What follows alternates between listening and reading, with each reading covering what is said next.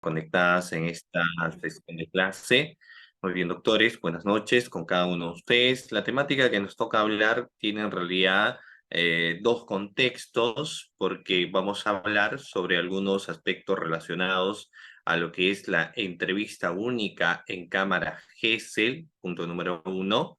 Vamos a hacer un análisis, obviamente, de lo que se entiende en ese sentido por cámara Gesell desde sus inicios, desde su bagaje historial, hasta hacer mención también lo que viene a ser el delito de violación sexual, ¿no?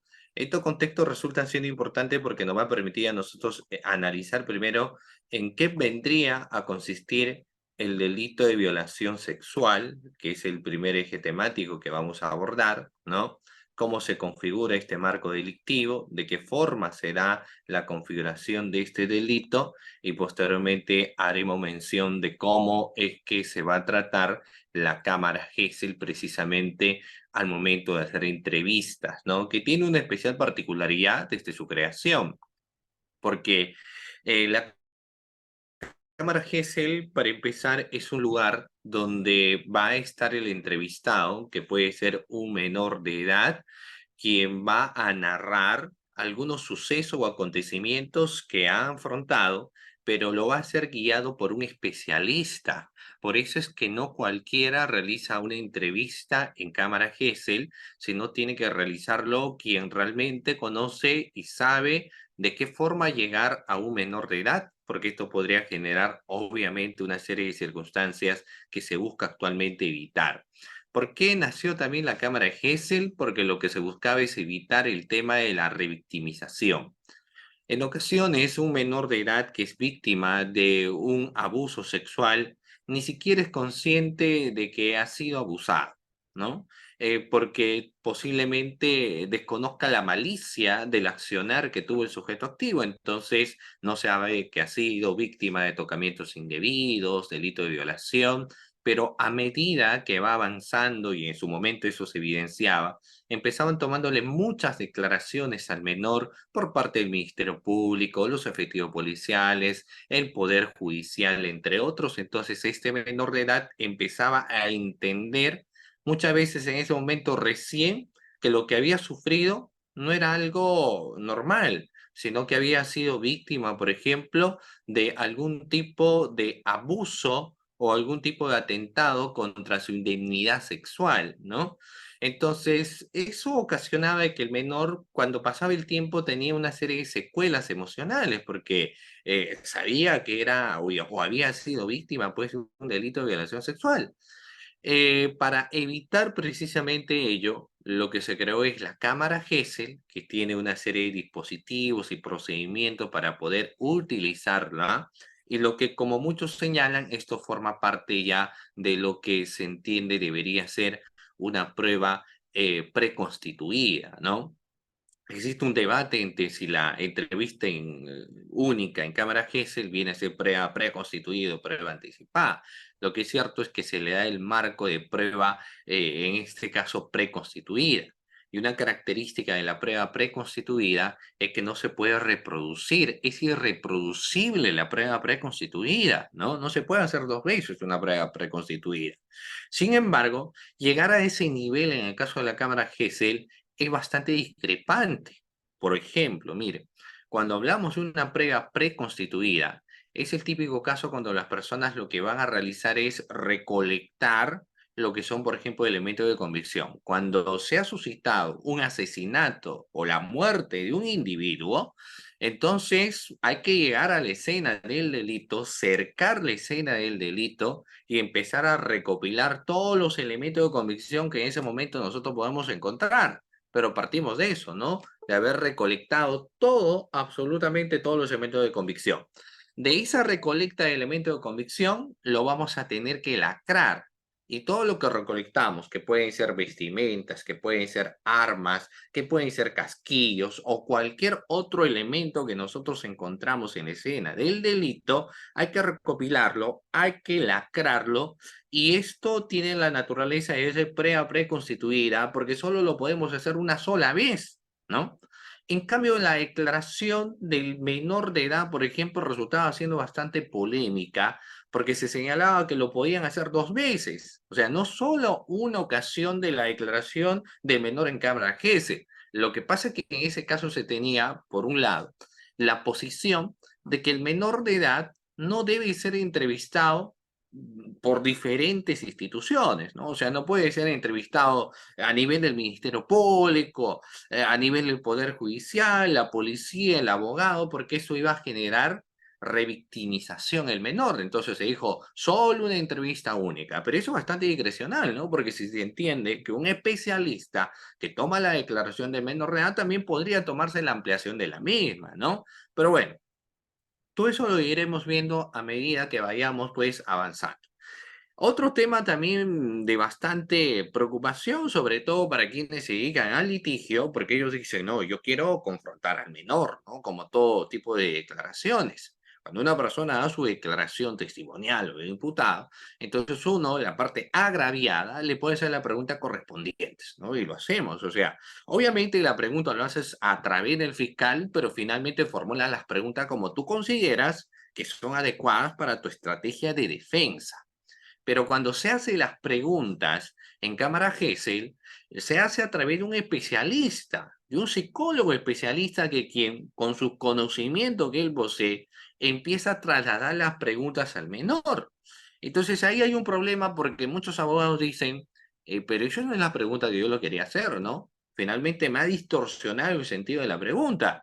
Y eso es bastante criticable porque se dice, yo quería preguntarle algo que si lo hubiesen preguntado, posiblemente se hubiese evidenciado que el menor estaba siendo manipulado. Pero como no le hicieron ese tipo de preguntas, el menor declaró todo lo que él, de una u otra manera, quien lo entrevistaba lo direccionaba, pues, ¿no? Entonces, ese es un punto crítico también, que lo vamos a ver más adelante, ¿ya? Muy bien. Pero vamos a empezar, doctores, contra el análisis de uno de los delitos más frecuentes dentro de los contextos de los delitos contra la libertad sexual, ¿no? Dentro de los delitos contra la libertad sexual. Obviamente, si nosotros empezamos señalando los delitos contra la libertad sexual, son amplias.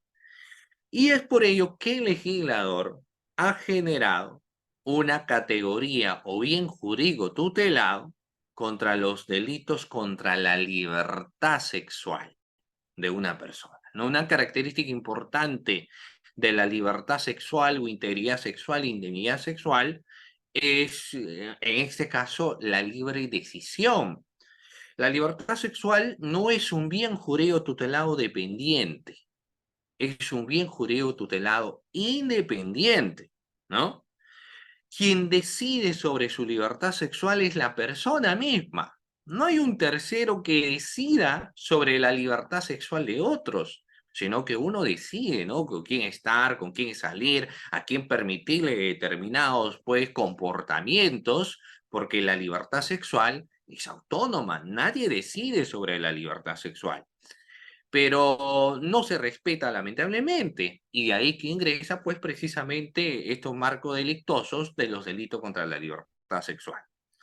Incluso existe una serie de equivocaciones que yo lo voy a comentar a continuación en un ejemplo, porque se considera que la libertad sexual es un bien jurídico tutelado de libre disposición, como podría ser, por ejemplo, un objeto, ¿no? Yo cojo, agarro, porque el objeto no me va a decir no me toques, entonces el objeto yo agarro, me lo llevo, ¿no? Y se llega al nivel de confundirse. Le voy a contar el siguiente caso. ¿Qué es lo que sucede? Dentro del matrimonio, un grupo de los esposos casados, ¿no? 8 años de matrimonio, 8 años de matrimonio, y pues el último año ya existe una pelea entre la pareja, ¿no? Discuten, pelean, se agreden mutuamente de manera verbal y en algunas ocasiones de forma física también. Va existiendo esa agresión mutua, existe esa agresión mutua. ¿Qué es lo que sucede, doctores, en ese caso, no? Dentro del contexto de la agresión mutua. En una ocasión, el esposo pues llega a su casa, ¿no? No había tomado, ¿no? Pero era consciente de lo que estaba haciendo, o sea, no podía arguir un estado de inconsciencia porque era consciente de lo que hacía y quiere estar con su esposa íntimamente.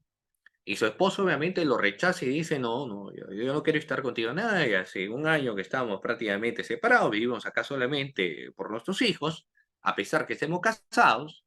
Y el esposo le dice, pues un momentito, ¿qué es lo que pasa? Tú te has casado conmigo, a ti te debe una serie de obligaciones, y una de las obligaciones que tú tienes, y una de las obligaciones precisamente maritales, tú tienes que estar conmigo. Entonces el esposo le dice, no, yo no quiero estar contigo, y el esposo lo obliga, lo fuerza, y termina consumándose el acto sexual, ¿no? Al día siguiente, la esposa obviamente comunica esto a algunos amigos, quienes denuncian inmediatamente a su esposo por el delito de violación. Y fíjense ustedes que el esposo no tiene ningún tipo de temor porque él sustenta y dice, dentro del matrimonio no puede existir violación. Ella es mi esposa y me debe, en este caso, una obligación marital. Yo quise estar con ella y ella me debe obediencia, ¿no? Y ahí ingresa pues la interrogante si dentro del matrimonio podría configurarse un delito de violación.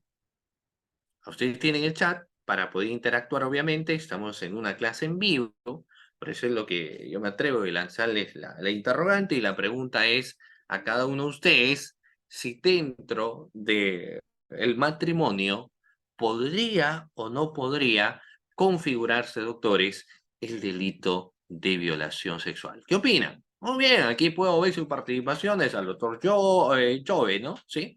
El doctor Miguel, el doctor José, la doctora Ivonne, la doctora Verónica, Shalom, me dice sí hay, correcto. Yo creo pues que todos, ¿no?, coincidimos de que habría delito de violación, pero tiene que haber una respuesta. O sea, si yo digo que existe delito de violación, pero yo tengo que dar una respuesta, porque lo que hacía el abogado del esposo es decir, bueno, recuerda que el matrimonio es un contrato y como todo contrato te genera una serie de obligaciones y derechos. Entonces, una obligación es la obligación marital, porque no me voy a casar con alguien a quien no le voy a tocar. Entonces, mi esposa me debe una obligación. Yo quería estar con ella, no hizo. Entonces, lo que únicamente yo hice es el cumplimiento pues, de un contrato. Y eso es lo que, de esa manera, era la sustentación para señalar eminentemente que es un hecho atípico y que no se puede señalar violación dentro del matrimonio. Pero si nosotros señalamos, doctores, que hay violación, ¿por qué sustentaríamos que hay violación?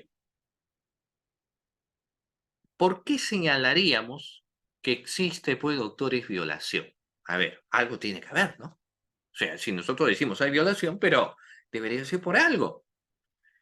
Y vamos a ver, y eso yo le lanzo pues como interrogante, ¿no? Bueno, claro, así contra su voluntad sin su consentimiento, que son precisamente contextos en los cuales se configura este marco delictuoso, pero hay algo más.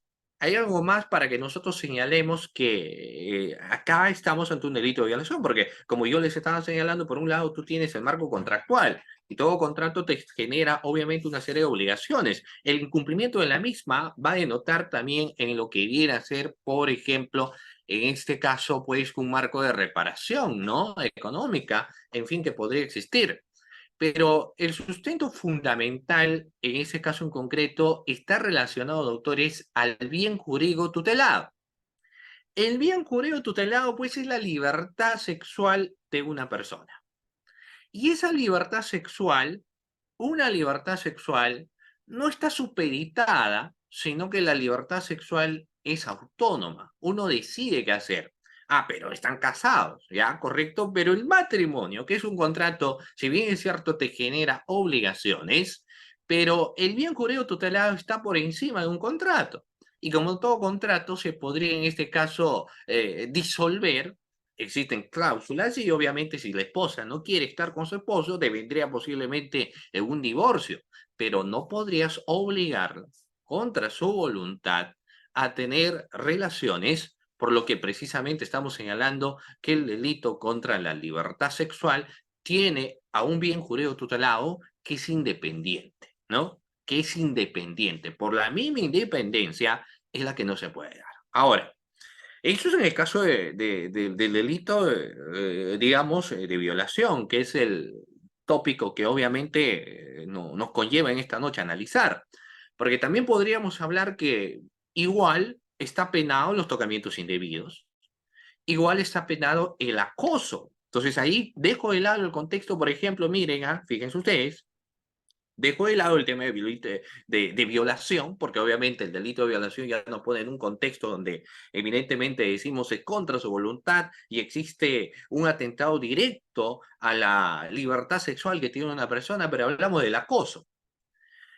El acoso que connota una serie de circunstancias a través del cual se busca cercanía, insinuación a una persona o se hace hechos o conducta de connotación sexual.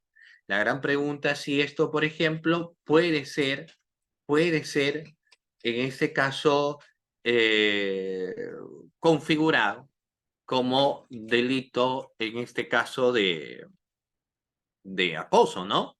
Eso es lo que hay que tener en cuenta. ¿Ya? Muy bien. Por ejemplo, los tocamientos indebidos podrían configurarse también dentro del matrimonio. ¿Qué opinan? Porque a veces quizás esto podría parecer un tanto descabellado. Uno dice, entonces, ¿para qué me caso, no? O sea, ¿para qué me caso si es que yo no voy a poder hacer algunos contextos que yo deseo, ¿no? Insinuar, abrazar, etcétera, que se entiende que es parte de la obligación. Pero fíjense ustedes que igual, o sea, igual dentro del contexto del matrimonio también se puede dar la configuración de lo que viene puede ser el acoso sexual, de lo que viene a ser los tocamientos indebidos, por lo que anteriormente hemos señalado que la libertad sexual es autónoma y fíjense ustedes, si incluso dentro del contexto del matrimonio nos pone esas limitaciones, entonces fíjense qué es lo que va a suceder dentro de un contexto social. El tema es mayor, obviamente. Entonces, ingresando a contexto, estadísticamente, ya dejando el tema del matrimonio, estadísticamente, pues, doctores, las cifras sobre delitos contra la libertad sexual van en aumento.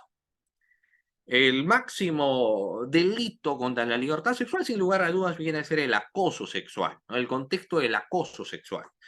Más frecuente hoy en día, y sobre todo cuando hablamos del acoso sexual cibernético, pero no viene a ser el único, porque también tenemos el delito de violación. Y el delito de violación a menudo va aumentando también dentro de diferentes contextos. Hace unos años, a muchos años atrás, el delito de violación era más frecuente en un contexto, en un contexto social, no en un contexto familiar, ¿ya? El delito de violación era más frecuente dentro de un contexto social, es decir, en la calle, ¿no? Es más fácil que podría producirse este marco delictuoso, como es el acoso sexual, los tocamientos indebidos, el delito de violación, era más frecuente, pero en los últimos 30 o 25 años también se logra advertir que dentro del contexto de la familia también se dan los temas de violación sexual. Entonces es un problema de mucha preocupación, porque no solamente la violación o el potencial violador, no solamente está dentro del contexto de la sociedad, sino que el potencial violador también está dentro del núcleo familiar. Y eso pues es un problema.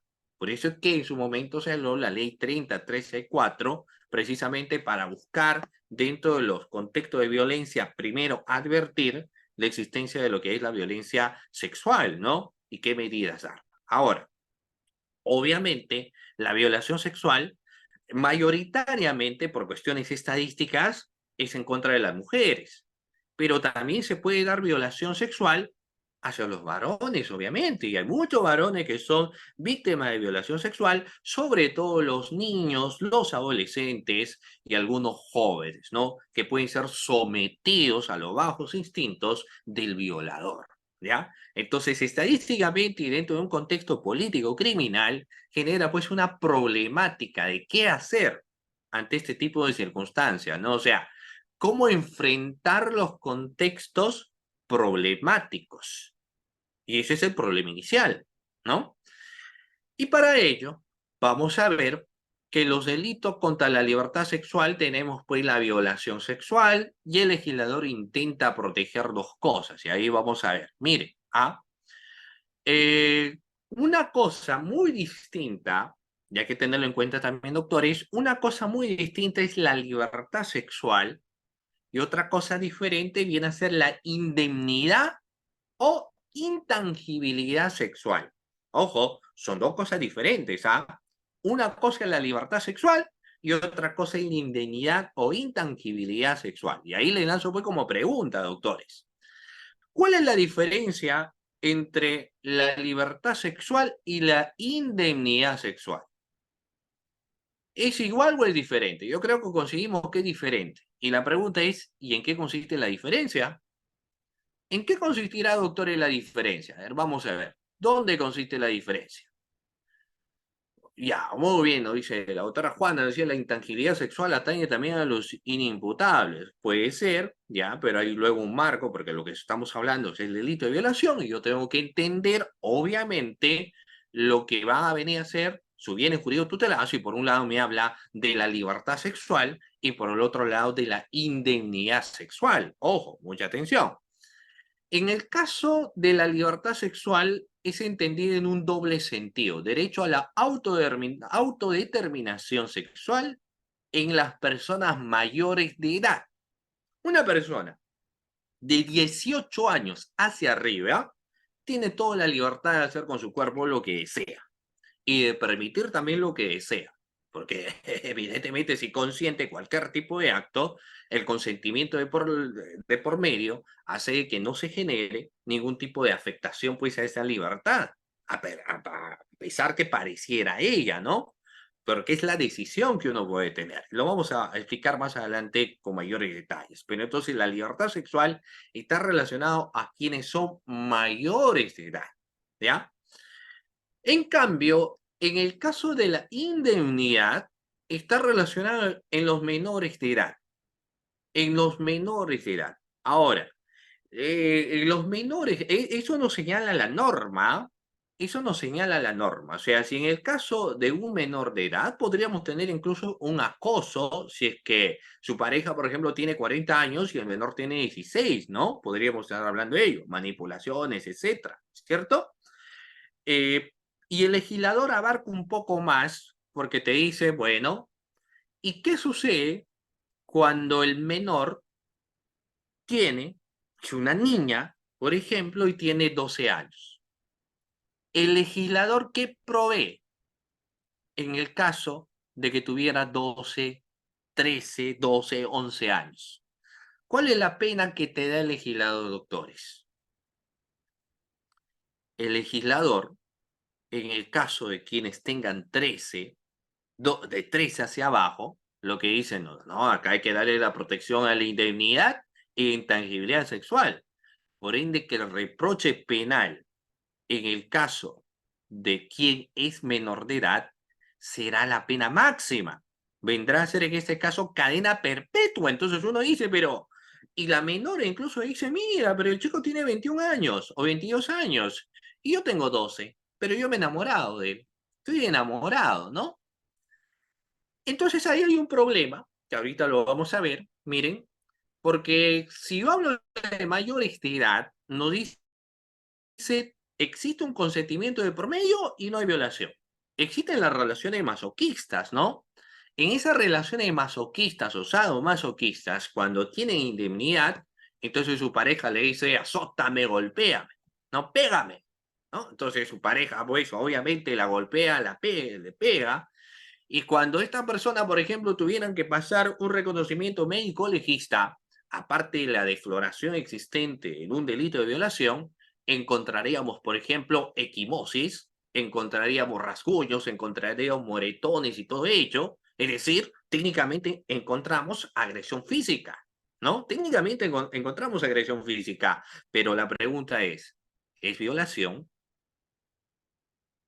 ¿Las agresiones físicas denotan violación?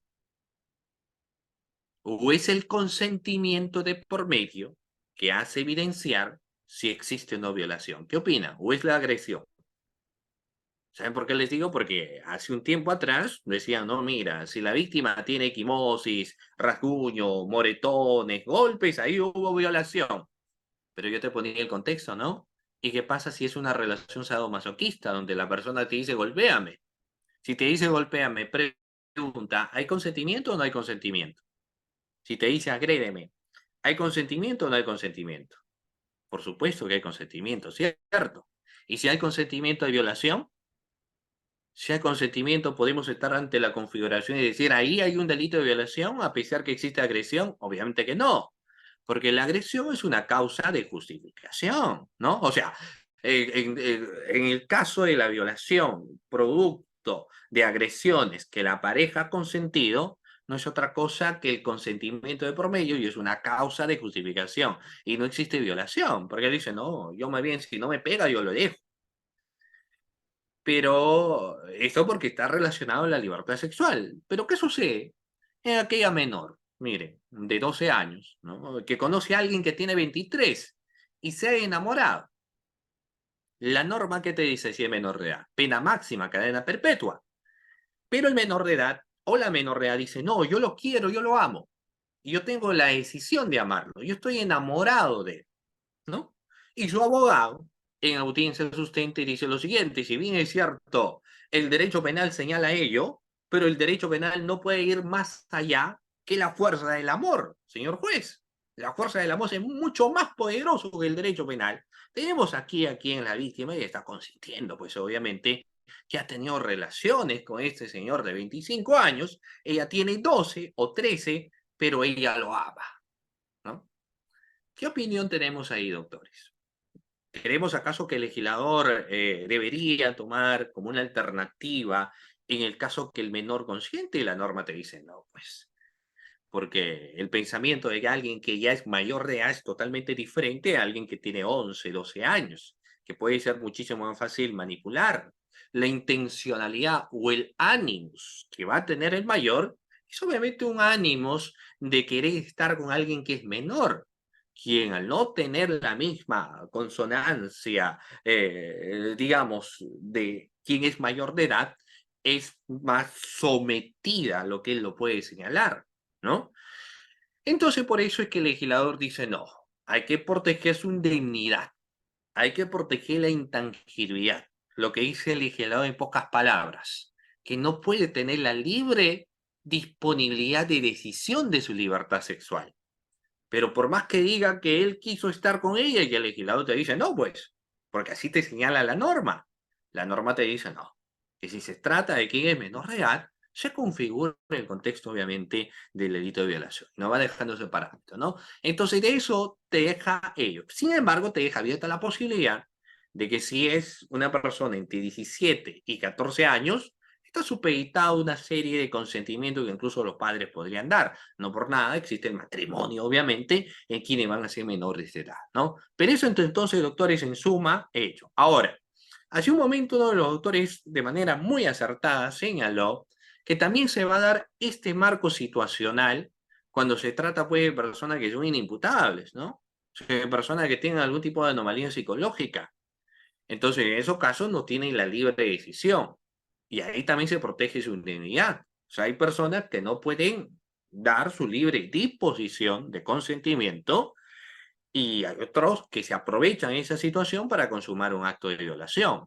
Entonces, ahí también lo que se va a proteger es la indemnidad de una persona. ¿Ya? Entonces, conclusión, libertad sexual es para quienes son mayores de edad e indemnidad son para quienes son menores y para quien tienen algún tipo de anomalía psicológica. ¿Ya? ¿Estamos claros, doctores, hasta ahí? ¿Sí? ¿Sí? ¿Todo claro? Perfecto. Hemos dicho libertad sexual, mayores de edad, ¿de acuerdo? E indemnidad, quienes son menores. ¿Sí? Todo claro, entonces hasta ahí. Ok, muy bien. Sigamos. Vamos a ver aquí elementos del tipo penal, que es finalmente lo que nos interesa también, ¿no? Ver cuáles vienen a ser pues, los elementos del tipo penal. Y todos nosotros sabemos que en el caso de un análisis que podemos realizar o podemos tener, siempre va a ser muy importante empezar analizando cuáles van a venir a ser los elementos pues, del tipo penal, ¿no? Esto es importante porque si yo veo que no se cumplen los elementos del tipo penal, yo podría señalar un contexto de atipicidad fácilmente. Entonces aquí lo que es interesante saber si es que en el caso, por ejemplo, de un delito de violación, se tiene o no se tiene los elementos del tipo penal.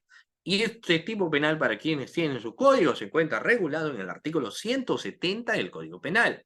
Reitero, 170 del Código Penal nos habla del delito de violación.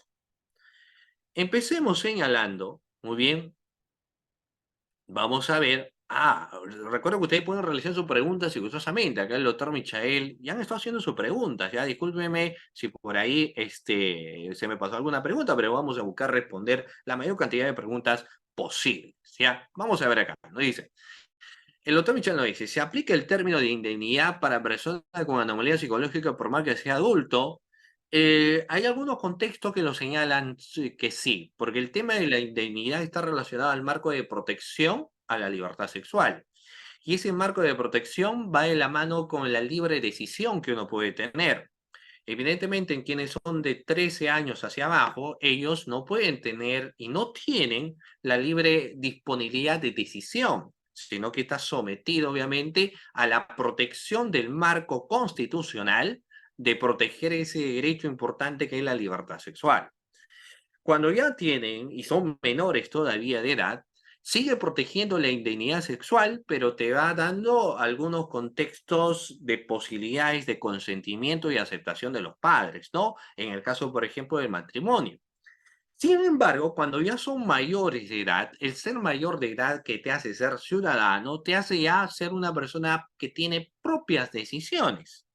Sin embargo, si esta persona tiene algún tipo de anomalía psicológica o algún tipo, luego vamos a ver, persona que es incapaz de resistir por algún tipo de contexto, entonces el derecho penal le da una especial protección.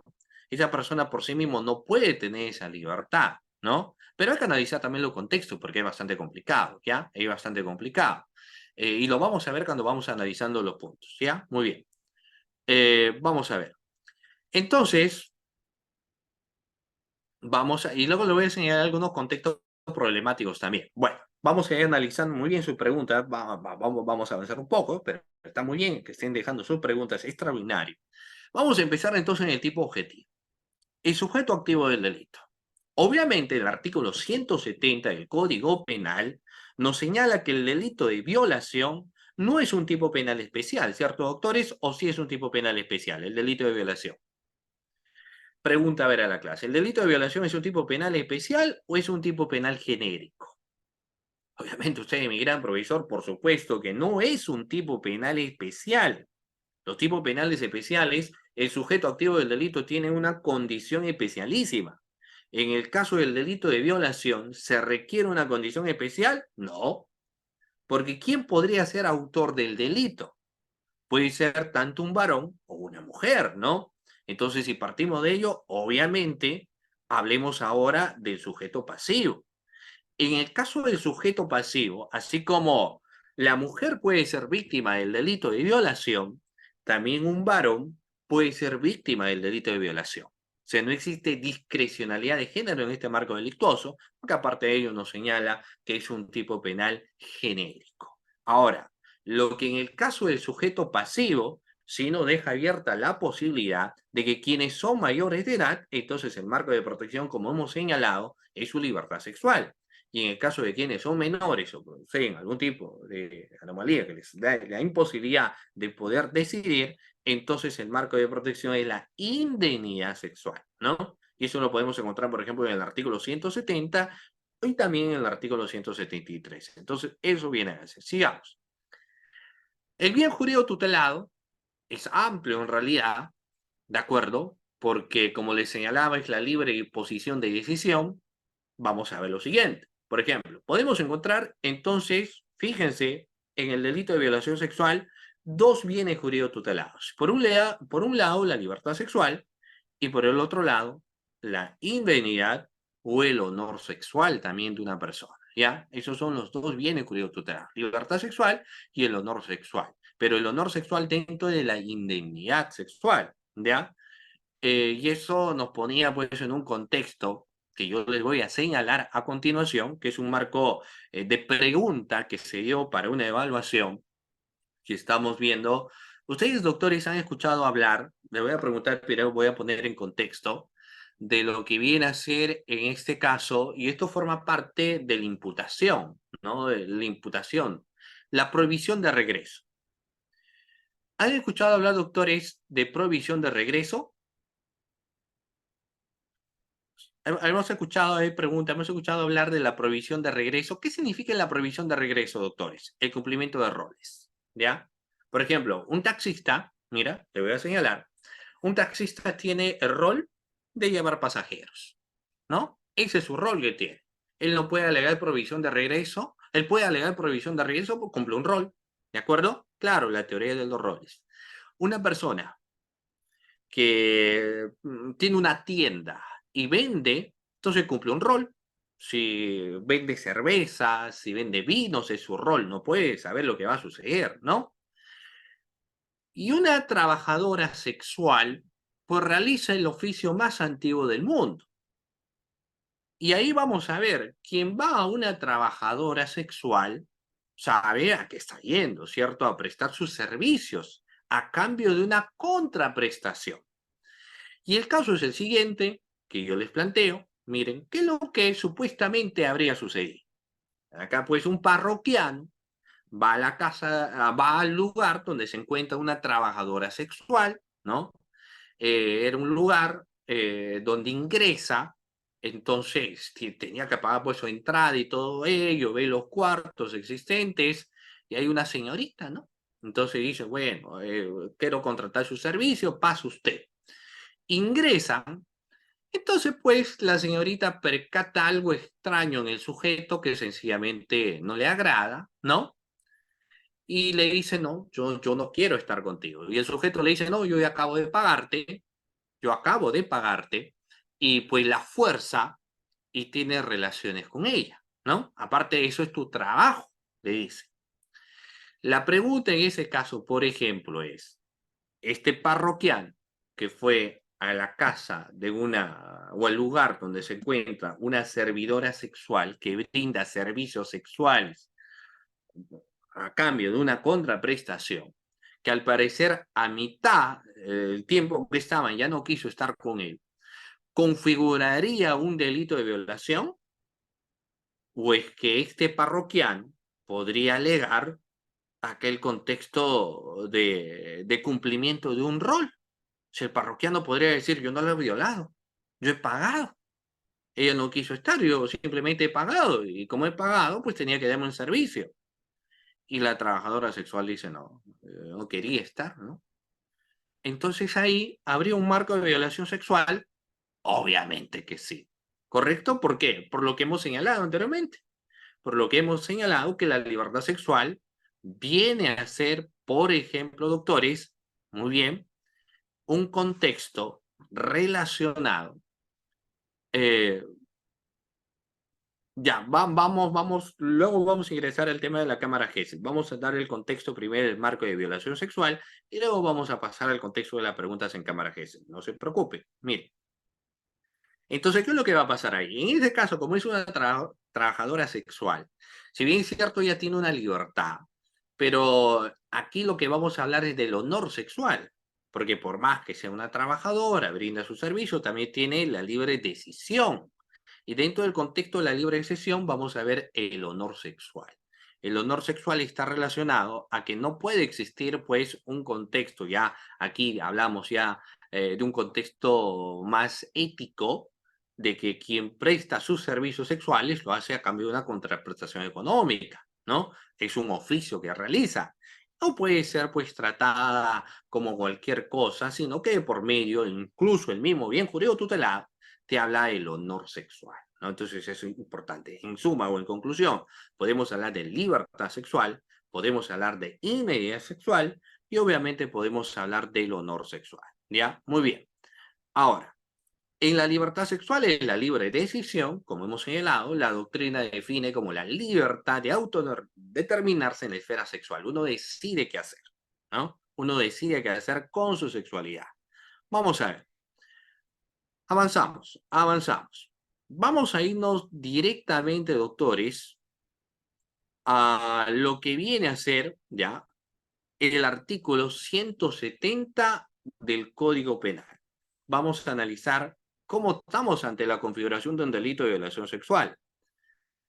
¿Es importante detallar ello? Sí, por supuesto que sí, para entender si realmente nos encontramos en un contexto donde podríamos señalar la existencia de este marco delictuoso. La ley 30838 es la que empezó en este caso definiendo a lo que viene a ser el delito de violación sexual. Y nos dio una serie de consonancias o contextos que hay que analizar, porque nos empieza señalando el que, y hemos dicho el que puede ser un varón o una mujer, pero luego nos da una serie de contextos y nos da básicamente, doctores, fíjense ustedes, dos contextos de violencia.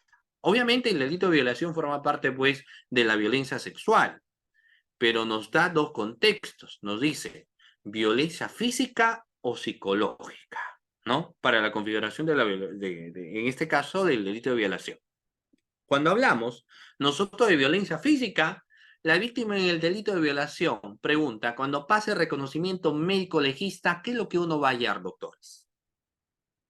Reitero nuevamente la pregunta, ¿no? Una persona que señala que ha sido víctima del delito de violación, cuando en este caso, fíjense ustedes, miren, cuando en este caso, y hay que señalarlo como tal, ingresa, vamos a ver aquí que como les señalo, resulta siendo pues un contexto bastante interesante que hay que tener en cuenta, ¿no? Cuando una persona ha sido víctima de agresión física, golpes, puñetes, ¿no? En el reconocimiento médico legista, el resultado médico legista, ¿qué es lo que va a arrojar, doctores? El examen médico legista, ¿qué arrojará? Arrojará lo que obviamente viene a ser equimosis, moretones, rasguños, ¿no?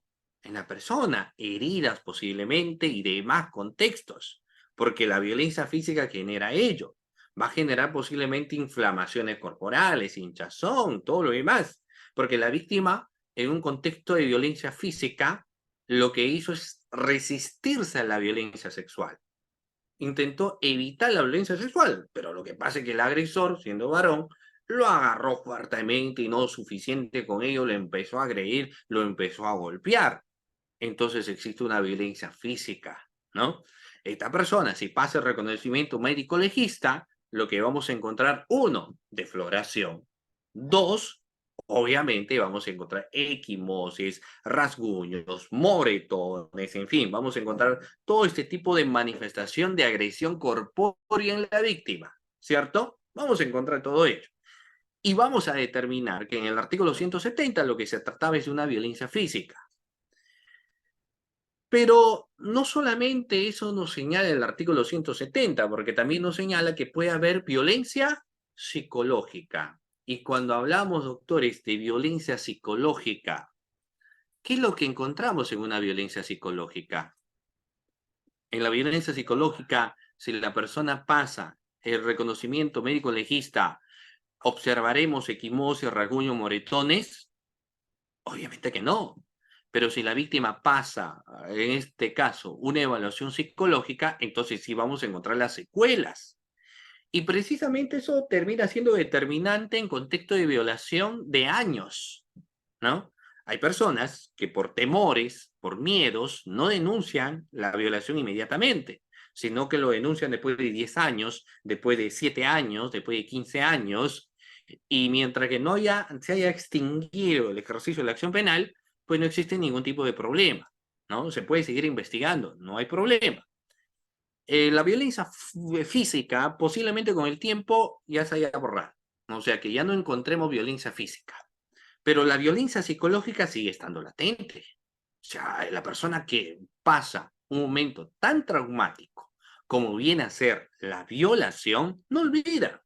Muchas veces, lamentablemente, nunca terminan olvidando. Así que ahí la imperiosa necesidad de que tienen que ingresar por lo que viene a ser pues todo un contexto de terapia, ¿no? Para enfrentar ello. Ahora, en el caso de la violencia psicológica, doctores, siempre va a ir de la mano con una grave amenaza. ¿Y cómo? A ver, yo le voy a pedir un ejemplo de grave amenaza en el delito de violación. Un ejemplo de grave amenaza en un delito de violación. ¿Quién podría decirlo? A ver, doctores, vamos, ¿ya? Le voy a dar a ver cerca de 30 segundos para que me señalen un ejemplo de delito de violación con la existencia de grave amenaza.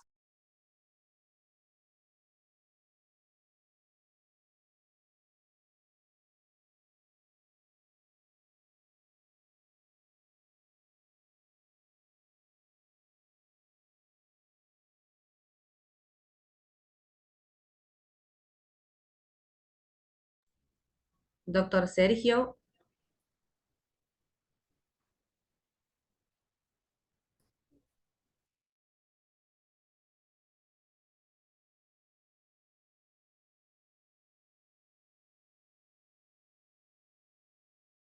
A ver, vamos a ver. Acá tengo dos participaciones. Me dicen, por ejemplo, grave amenaza. En la violencia psicológica, como podría determinarse un psicólogo, se trata de determinar persona porque se puede afectar. Ya, bueno, ya.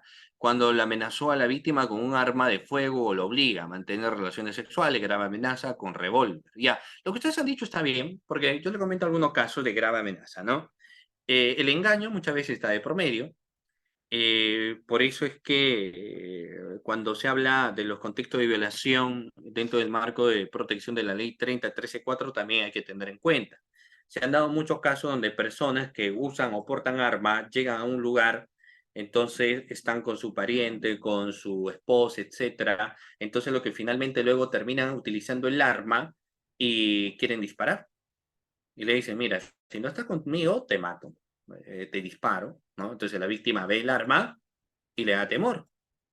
Y la víctima de ese temor, obviamente consciente, ¿no? Y le dice, si gritas, te disparo. Se ha dado un caso, les comento, qué es lo que había sucedido. Una señorita con engaños, ¿no? Una señorita universitaria acá, no era su pareja, era, entre comillas, su pretendiente, ¿no? Con engaños, lo lleva pues a que vaya al departamento y dice, vamos a estudiar, etcétera, y la señorita va, ¿no? Bueno, están ahí estudiando inicialmente, y luego el chico pues se le insinúa, ¿no? Y la señorita dice, no, bueno, si te vas a estar en ese plan, yo mejor me retiro. Así que el joven se pone más agresivo y la señorita dice, me voy a ir del lugar. Cuando se está acercando a la puerta, lo que hace el joven es romper una botella y se queda pues con el pico de botella, ¿no? Y le dice, si tú no aceptas lo que yo hago, te voy a, con este pico de botella, te lo voy a lanzar en la cara, ¿no? O sea, te voy a disfigurar el rostro, ¿no? Entonces, obviamente, la señorita queda en shock, queda llorando y queda sometida. Entonces, ahí obviamente, si la señorita pasara el reconocimiento médico legista, posiblemente no encontremos ningún tipo de agresión física, más que la defloración posiblemente, ¿no? Pero no vamos a encontrar seguramente equimosis, moretones, rasguños, porque lo que hizo aquí el joven es amenazarla con un pico de botella, ¿no? Con un pico de botella. Y luego, pues, cuando se tiene a un contexto de investigación, lo que el joven dice, no, fueron consentidas, fueron relaciones consentidas. Ya eso luego veremos en el contexto de probanza. Pero a efecto del análisis del artículo 170, lo que estamos viendo es que de esa forma se da la grave amenaza. No nos dice cualquier amenaza, ¿no? Por eso es que hay que tener en cuenta varios aspectos. Y hay un gran dilema cuando se habla, por ejemplo, del entorno de coacción. Yo le voy a contar un caso y ustedes me podrían decir si habría o no habría violación, ¿ya? Mire, el caso de una trabajadora y de su jefe, ¿no? Su jefe le dice, ¿sabes qué? Está trabajando y quiere estar con ella, ¿no? Y la señorita le dice, no, no, yo no quiero estar contigo, ¿no? Y el jefe le dice, ¿sabes qué? Si no estás conmigo, si no aceptas mi requerimiento, yo mañana rescindo tu contrato. Rescindo tu contrato, ya no trabajas, ya no te van a pagar los 5.500 soles que mensualmente te están pagando, ¿ya? Entonces la señorita piensa y dice, Tengo mi mamá que es enferma, tiene cáncer, mi papá tiene diabetes, mis hermanos son pequeñitos, y se ve sometida en ese contexto situacional. Y ella termina accediendo a las exigencias sexuales de su jefe, ¿no? Porque su jefe le dijo, si no estás conmigo, te despido. Fuera de ello, no le dijo nada más. La interrogante ahí es, ¿eso configuraría delito de violación? ¿Eso podría ser delito de violación? ¿O qué podría ser, doctores? Ya, claro. Eh, Fíjense usted, ahí tenemos un contexto bastante interesante para analizar, ¿no? Porque hay muchas denuncias por violación y a veces uno podría creer varios aspectos y hay que tener en cuenta, porque miren, el artículo 170 nos deja claro lo siguiente, cuando hay violencia física, ya luego les voy a preguntar también si siempre hay violación en violencia física, ¿ya? Pero acá en el caso de violencia física es notorio, porque si la persona llega, ha denunciado inmediatamente, pasa el reconocimiento médico legista, esta señorita tiene roto la cabeza, el brazo, rasguños, equimosis, etcétera, pasa el examen psicológico y arroja un trauma, producto obviamente de no solamente de la violación, sino que aparte de la agresión que ha recibido, entonces son elementos probatorios que van a hacer que fácilmente el fiscal acuse y obviamente el juez haciendo una valoración correspondiente va a sentenciar, ¿no? Porque es notorio en ese caso la violencia física, incluso para demostrar. En el caso de la violencia psicológica hay que analizarlo también, ¿cierto? Porque esto va con la grave amenaza. Entonces tendríamos que ver ahí, el acusado podría decir, no, fueron relaciones consentidas, y la otra parte dice, no, me amenazó con un cuchillo o me amenazó con un revólver, pero no hay cámaras, no hay cámaras, ¿no? Entonces ahí, por ejemplo, base determinante como es un momento, y luego vamos a señalar, en el caso de menores de edad, la declaración en cámara GESEL, base muy determinante. Y el examen psicológico también va a ser muy determinante, el agresor y de la víctima. Porque si la víctima que dice, me amenazó con un arma, me amenazó con un cuchillo, me amenazó con un pico de botella, pero cuando pasa el examen psicológico no arroja traumatismo post realización del delito de violación, sino todo lo contrario, arroja pues cuestiones normales de tranquilidad, por ahí de obsesividad más bien algunas cuestiones. Entonces el examen médico legista dice una cosa diferente a la narración que esta persona habría dado. Ahora, también hay que ver, mira, yo le voy a contar un caso, luego o primero terminamos con el tema del aprovechándose del entorno de coacción, como ustedes han señalado, ¿no? Porque el aprovechándose del entorno de coacción va generando mucha polémica, porque para algunos, bueno, la coacción, para que sea como tal, debería ser pues una coacción que vaya a un nivel de una grave amenaza, ¿no? Que es decir, como nosotros señalamos, si no está conmigo, te mato. Entonces ahí sí, pues no. Entonces ahí sí uno diría, bueno, yo no podía resistir porque ingreso al miedo insuperable y si no me mata. Sí, sí, ya, pues tengo que, entre comillas, consentir. Pero en el caso de la coacción del ejemplo que yo le he señalado, para algunos sí sería violación y otros dicen, pero ahí no habría violación porque está de por medio la dignidad de una persona. O sea, si tú tienes trabajo y hoy, por ejemplo, que ya estamos llegando el último mes de diciembre, alguien te dice, te despido si no te acuestas conmigo. ¿Qué es lo que le dirías? ¿Sabes? Lo lanzo para usted como pregunta, doctores. Sea jefe o jefe, ¿no? Porque hemos dicho que en el delito de violación tenemos a quién puede ser autor. Entonces, si alguien, por ejemplo, te coacciona y te dice eso, ¿no? Si no estás conmigo, si no estás conmigo, te despido. Entonces, obviamente la persona diría, bueno, primero está mi dignidad de por medio, despídame, lo veré en temas de las vías laborales, pero de por medio está mi dignidad, ¿no? Posiblemente eso sea una respuesta idónea, pero habría que ver cada caso en particular, porque hay que ver el nivel de coacción, hay que ver el nivel de sometimiento, hay que ver la psicología del menor, hay que ver la psicología de quien tiene miedo a perder su empleo. Todo ello nos va a evidenciar si el agresor, valiéndose de una circunstancia, aprovechó la coacción para eminentemente aprovecharse de ella, ¿no? Y eso será pues objeto de probanza. ¿Ya? Ahora, pregunta, si yo encuentro defloración, pregunta, miren, fíjense ustedes, si encuentro defloración y si encuentro agresión física, ¿siempre y siempre será violación o no, doctores? Reitero nuevamente, si encuentro yo, fíjense ustedes, agresión física, ¿no? Y aparte de eso, de la agresión física, encuentro defloración, por ejemplo, ¿siempre y siempre había violación? No, pues. Les comento brevemente qué es lo que había pasado. Este era el caso de una pareja masoquista. Ambos se agredían, ¿no? La chica cada vez que estaba con él quería pues que la golpea, ¿no? Y el chico, como era su pareja, la golpeaba. Entonces la chica terminaba pues con moretones, rasguños. Era normal, vivían eso. Si no había eso, pues no lo pasaban bien. Y resulta que la señorita, fíjense ustedes, cuando el chico sale un rato, ve su celular y se da cuenta que le está engañando. Se da cuenta que le está engañando con otra persona. Entonces dice, ah, no, no, no me puede hacer esto. Le voy a dar donde más me duela. Y lo denuncia por violación. Inmediatamente va, ¿y qué es lo que pasa? Esta persona pasa reconocimiento médico legista y aflora rasguños, equimosis, azotes. Y ella dice, no, me golpeó, me azotó y todo lo demás, ¿no? Y hay defloración, digamos, en prima fase, elementos suficientes como para poder señalar ahí a violación. Pero en este caso, ya el tema de probanza en su momento se verá, ¿no?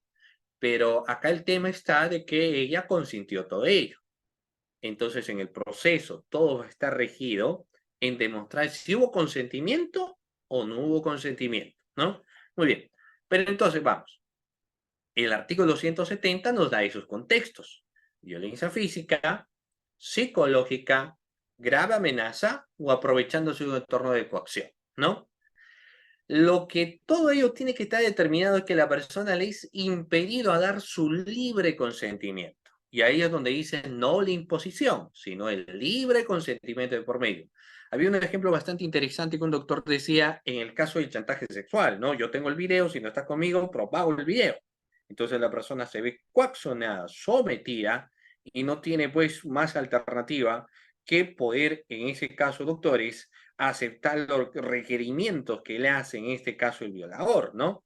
Ese es un ejemplo de un coaccionamiento que se puede dar, pero obviamente hay que analizar, o más que analizarlo, hay que verlo en cada caso en particular. Luego nos señala que la forma de la configuración del delito de violación puede ser mediante acceso carnal, ¿no? Por cualquiera de las vías, vaginal, anal o bucal, o cualquier otro análogo con la introducción de un objeto o parte del cuerpo, las dos primeras vías, ¿no? En ese caso nos dice que la pena inicial es una pena que podría fluctuar entre no menor de 14 ni mayor de 20 años. Eso sí es la pena inicial en el caso del artículo 170 en el primer párrafo. La pena podría tener un incremento bastante considerable si que nosotros advertimos una serie de circunstancias, que ustedes lo pueden ver ahí, ¿no? Violación con el empleo de armas, dos o más sujetos, si el agente, por ejemplo, abusa de su profesión, si es su oficio, si el agente aprovecha su calidad de ascendiente o descendiente, ¿no? Si es cometido por un pastor, sacerdote o líder de una organización, si la gente tiene cargo directivo, docente, auxiliar o personal administrativo, si mantiene una relación proveniente de un contrato de locación de servicios, si fuera cometido por personal perteneciente a las Fuerzas Armadas o Policía, o si la gente tiene conocimiento de ser portador de alguna enfermedad. Y acá sigamos, ¿no? Si la gente a sabienda comete violación en presencia de una niña, si la víctima se encuentra en estado de gestación, si la víctima tiene entre 14 y menos de 18 años, si la víctima es mujer, si el agente actúa en grado de edad, ¿no? Todos estos contextos, doctores, lo que denotan, por ejemplo, es que la pena en este caso podría ser hasta 26 años. Y como ustedes pueden darse cuenta, el delito de violación inicial del artículo 170 de nuestro ordenamiento jurídico tiene pues muchas aristas, ¿no? Muchos contextos, las cuales nosotros podemos ver para los contextos agravantes, o si eres defensa también podrías merituar cada caso en particular para ver aquí si se da dando o no la configuración de este marco delictuoso. Va a variar de caso en caso, ¿ya? Muy bien, sigamos. Acá solamente alguna jurisprudencia para mencionar. La prueba de ADN es determinante en el caso de que una persona puede negar que ha tenido ningún tipo de relación con otra persona, ¿no? Entonces dice, no, yo no la conozco, no sé quién será, nunca la he visto, pero lo que no contaba quien negaba a esta persona es que ésta tenía un hijo. Entonces decía, no, yo lo conozco, él me ha violado en muchas ocasiones, y se da pues la prueba de ADN y resulta siendo él el padre. Entonces esa prueba de ADN fue valorada para precisamente acreditar que sí existía, en este caso, vínculo entre esas dos personas y que sí se conocían, ¿no? Ahora, la casación 413-2015 Cusco nos habla de la capacidad eréctil. Entonces, ¿qué es lo que pasaba, no? Algo bastante curioso, porque lo que aquí se señalaba es que, por ejemplo, mi defendido no podía ser autor del delito de violación porque no tiene capacidad eréctil. Y como no tiene capacidad eréctil, no se puede configurar el marco delictuoso. Pero eso tiene que estar siendo sometido, obviamente, de manera demostrativa. No es suficiente con decirlo, ¿no? Pero lo que se buscaba en ese momento es señalar ello. Aparte de eso, que el artículo 170 no solamente te señala pues que tiene que existir penetración por alguno de los miembros femenino o masculino, sino que aparte de eso pueden utilizar objetos o cualquier otro medio, ¿no? O sea, no solamente. Por eso que la casación 413-2015 Cusco nos habla que en el caso de la capacidad eréctil no tampoco es el único medio como para poder señalar la no configuración del delito de violación, teniendo en cuenta que existen otros marcos circunstanciales adicionales que también, doctor, eso no podría encontrar en ese caso. ¿Ya? Muy bien, sigamos. Acá hay varias más que ustedes en la diapositiva van a tener.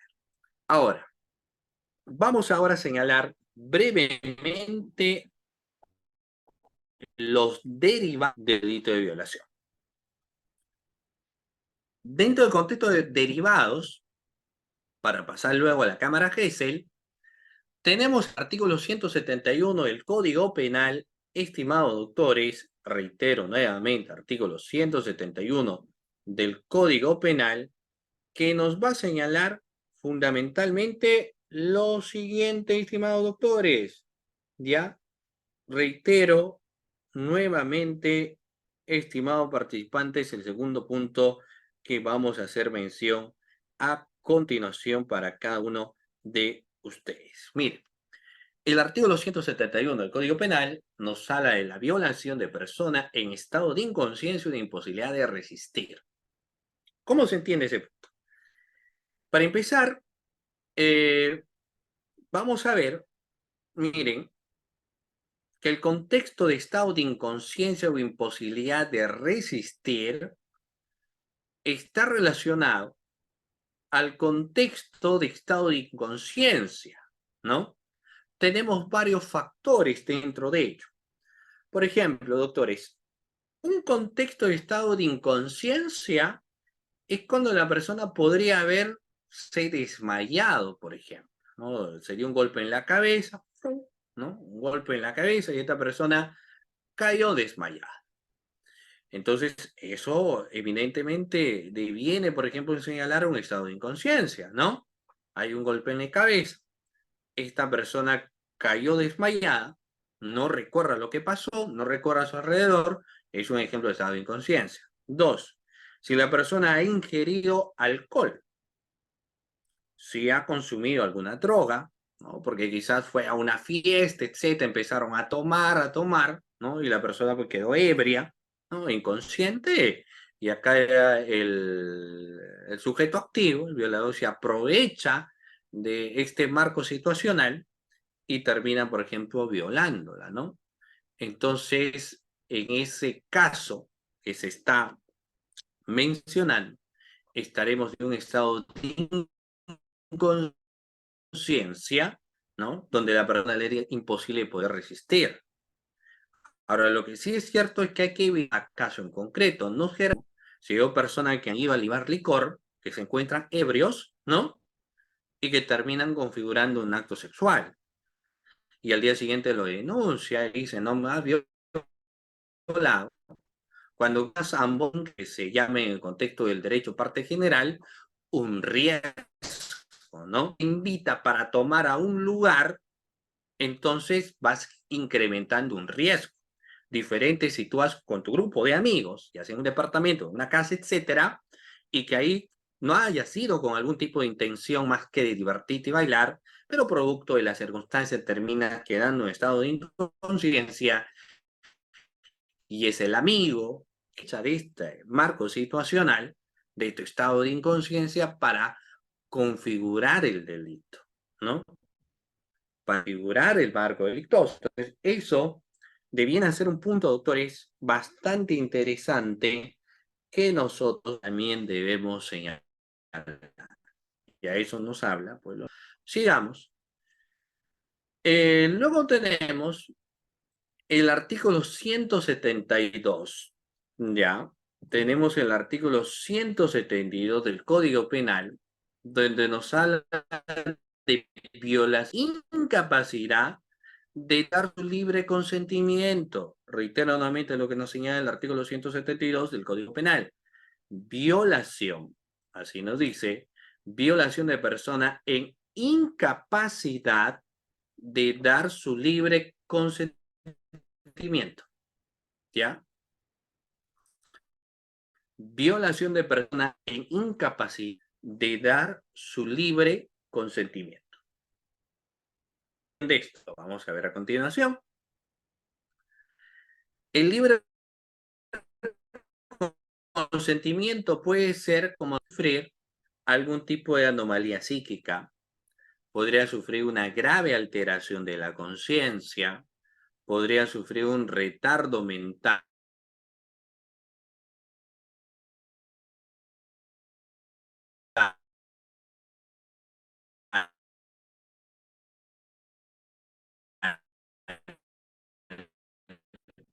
libertad sexual porque, como le señalábamos, no puede tener el marco de decisión.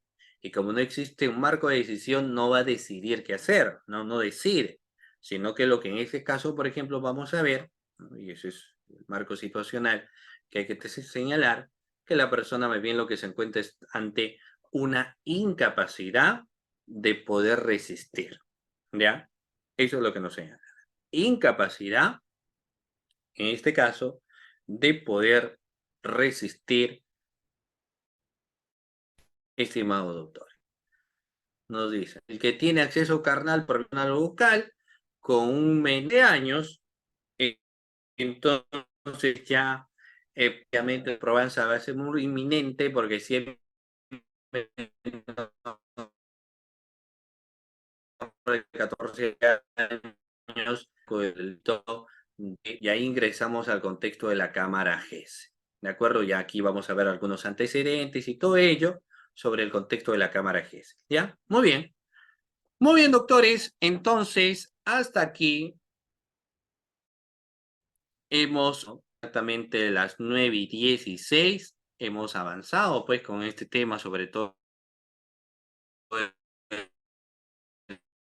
el análisis, podamos en base a ello ahora hacer el análisis de lo que va a ser primero lo que se entiende por cámara Gesell y la importancia que puede tener ello también, ¿ya?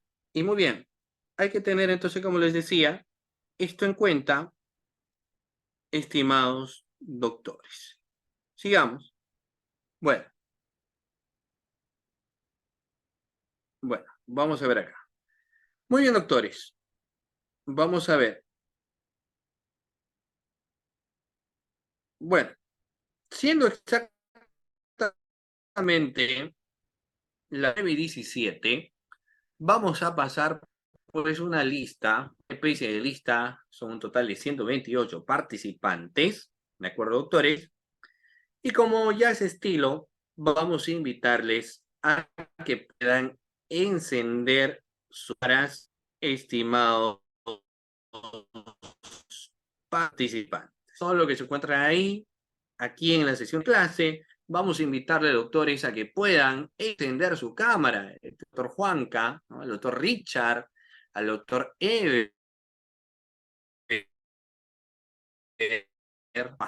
Pascual, que se encuentra Luis, a la doctora Ana Panés, al doctor José, al doctor Julio, al doctor Víctor, también que se encuentra ahí encendido su cámara, al doctor Denis, a la doctora Juana, al doctor Gustavo, a la doctora Ana María, que se encuentra ahí presente también, muy bien, muchas gracias. A ver, vamos a ver a los demás doctores que también enciendan su cámara, ¿no? De una u otra manera, el tema de la virtualidad nos ayuda muchísimo en el sentido de que podemos estar conectados de diferentes partes, pues, de nuestro territorio nacional, ¿no? Entonces, muy bien, hay más doctores también que se encuentran, muy bien, veo a la doctora Ivonne, al doctor Elmer, al doctor Julio, al doctor Carlos, a la doctora Ana, aquí conectados también en esta de clase. Ok, los demás también se están conectando, veo al doctor Jack, ya. Recordemos que es importante que se encuentre en sesión del día de hoy, estimados doctores. ¿Sí? Muy bien, estimados doctores, muchísimas gracias a quienes han encendido su cámara. Vamos a continuar con la sesión. Sé que hay preguntas a responder las inquietudes que ustedes tengan, no se preocupen, ¿de acuerdo? Vamos a responder las inquietudes que ustedes tienen. Así que no hay ningún problema en ello.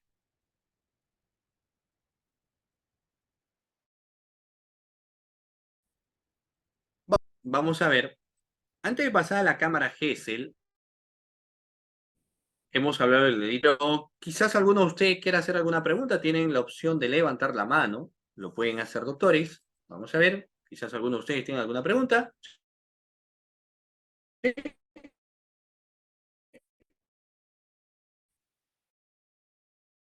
De levantar, sostengan a la...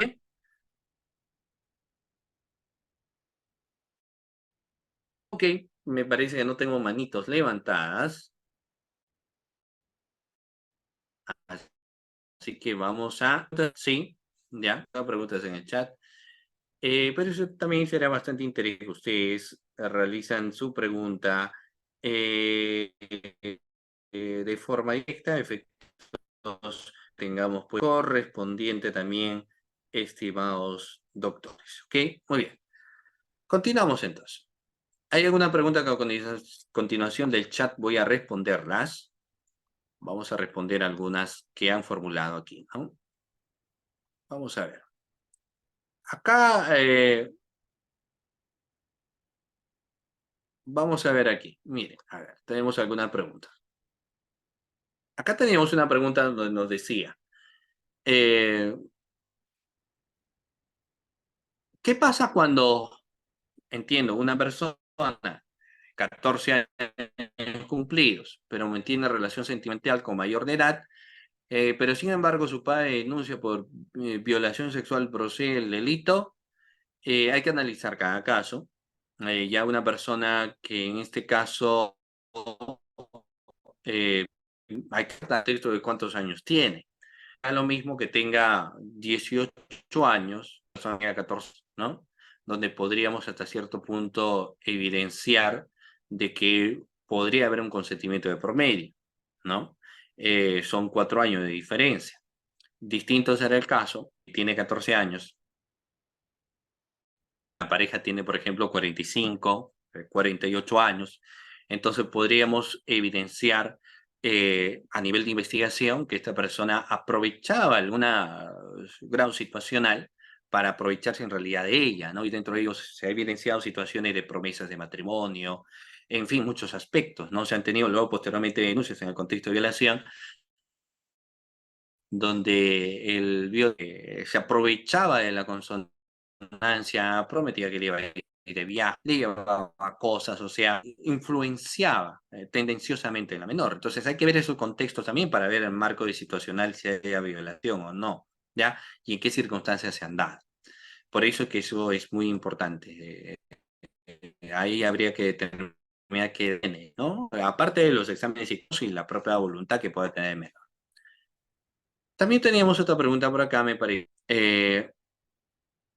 Ya, ¿Cómo determinar si hubo violación sexual? De varias formas. Hay muchas formas de determinar la existencia del delito, doctores, de violación sexual.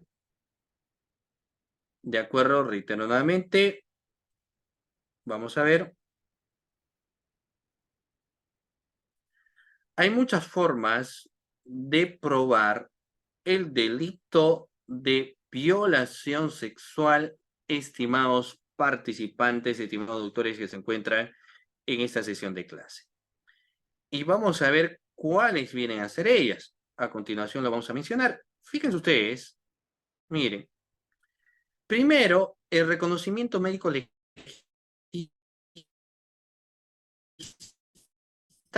termina siendo un factor que nos va a permitir nosotros señalar o mencionar si nos podemos encontrar dentro de un contexto de violación sexual.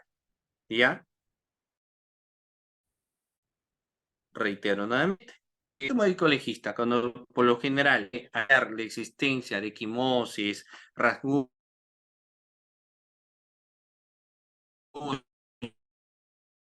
moretas posible que pueda haber, pero también es cierto que no hay mucho grado de porcentajes que acrediten siempre ello. Por lo general, siempre llamado de atención cuando la víctima ingresa con un tema de agresiones, ¿no? Algo ha pasado y ya en ese caso. Todo eso, el examen psicológico termina siendo determinante también. Los contextos en los cuales se han dado, los lugares, incluso grabaciones, formas en las que la persona habría llegado, en fin, hay muchos factores. Se han dado casos donde a través de las cámaras de videovigilancia se observa que una señorita está tomando el taxi y luego el taxi sale y baja el taxista y lleva en brazos a la señorita que previamente subió, por ejemplo, estando sana. Muy posible que haya sido dopada en el camino. Entonces se analizan varios, dependiendo de cada caso en particular, en infinidad para probar la existencia, obviamente, del delito de violación. ¿Ya?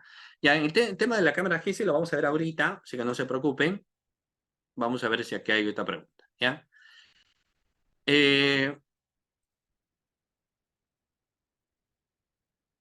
Acá nos dice, ¿cómo se acredita la incapacidad de dar su libre consentimiento y qué medio probatorio puede prueba retardo mental? Ya, claro, hay que hacer obviamente un examen médico.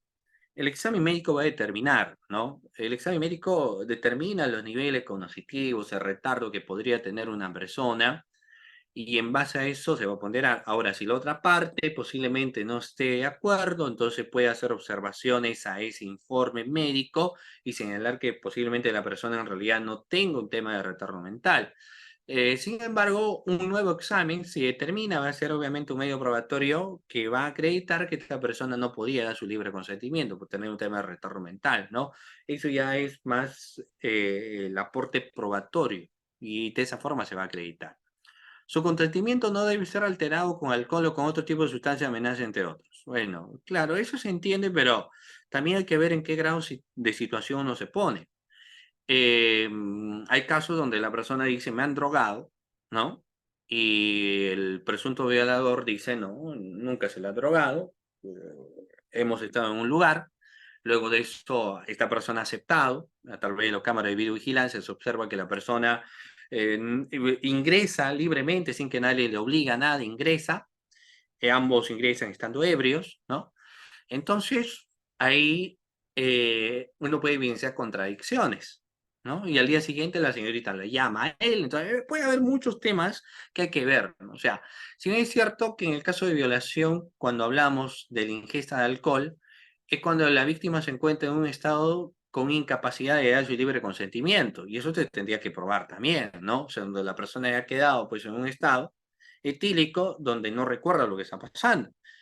Pero si ambos consintieron el contexto o incrementaron lo que en este caso se señala un riesgo, entonces no habrá, por ejemplo, un delito de violación. ¿Ya? Muy bien. En el caso de agravante de mano armada para violación, ¿sería válido aplicar el criterio del Acuerdo Plenario 5/2015 sobre armas propias, impropio o aparente caso de robo agravado? No, porque lo que va a pasar en este caso particular es que no importa de quién era el arma, ¿no? porque sea o no haya sido el arma, lo que se va a probar en ello es la grave amenaza de por medio. La grave amenaza de por medio. En el caso de la grave amenaza de por medio es diferente. Ahora, en el caso que quizás le amenazaba con un arma que era de juguete y le dijo, si no te mato, ¿no? Si no estás conmigo, yo te mato, te disparo. Entonces la señorita con temor y miedo para que no lo disparen, termina consintiendo, por ejemplo, el hecho de relación. Bueno, ella no podía haber sabido si el arma era o no era de juguete, lo cual no va a exonerar de algún tema de responsabilidad penal sobre quién se ejecutaba, ¿no? Él finalmente deberá ser en ese sentido responsable penalmente por el accionar que ha realizado, ¿ya? Muy bien. Ahora sí, doctores, pasamos a la cámara GESEL.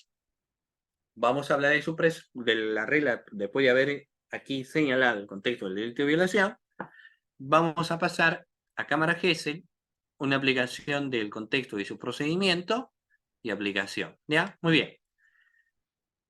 Y voy a empezar lanzándoles, pues, doctores, porque es importante el interrogante. ¿Qué se nos viene a la mente cuando hablamos de cámara GESEL, doctores? ¿Qué se nos vendrá a la mente cuando hablamos de cámara GESEL, doctores? A ver, ¿alguna idea que puedan tener? Todas las ideas son válidas, ¿ok? Pero ¿qué se nos viene a la mente cuando hablamos de cámara GESEL?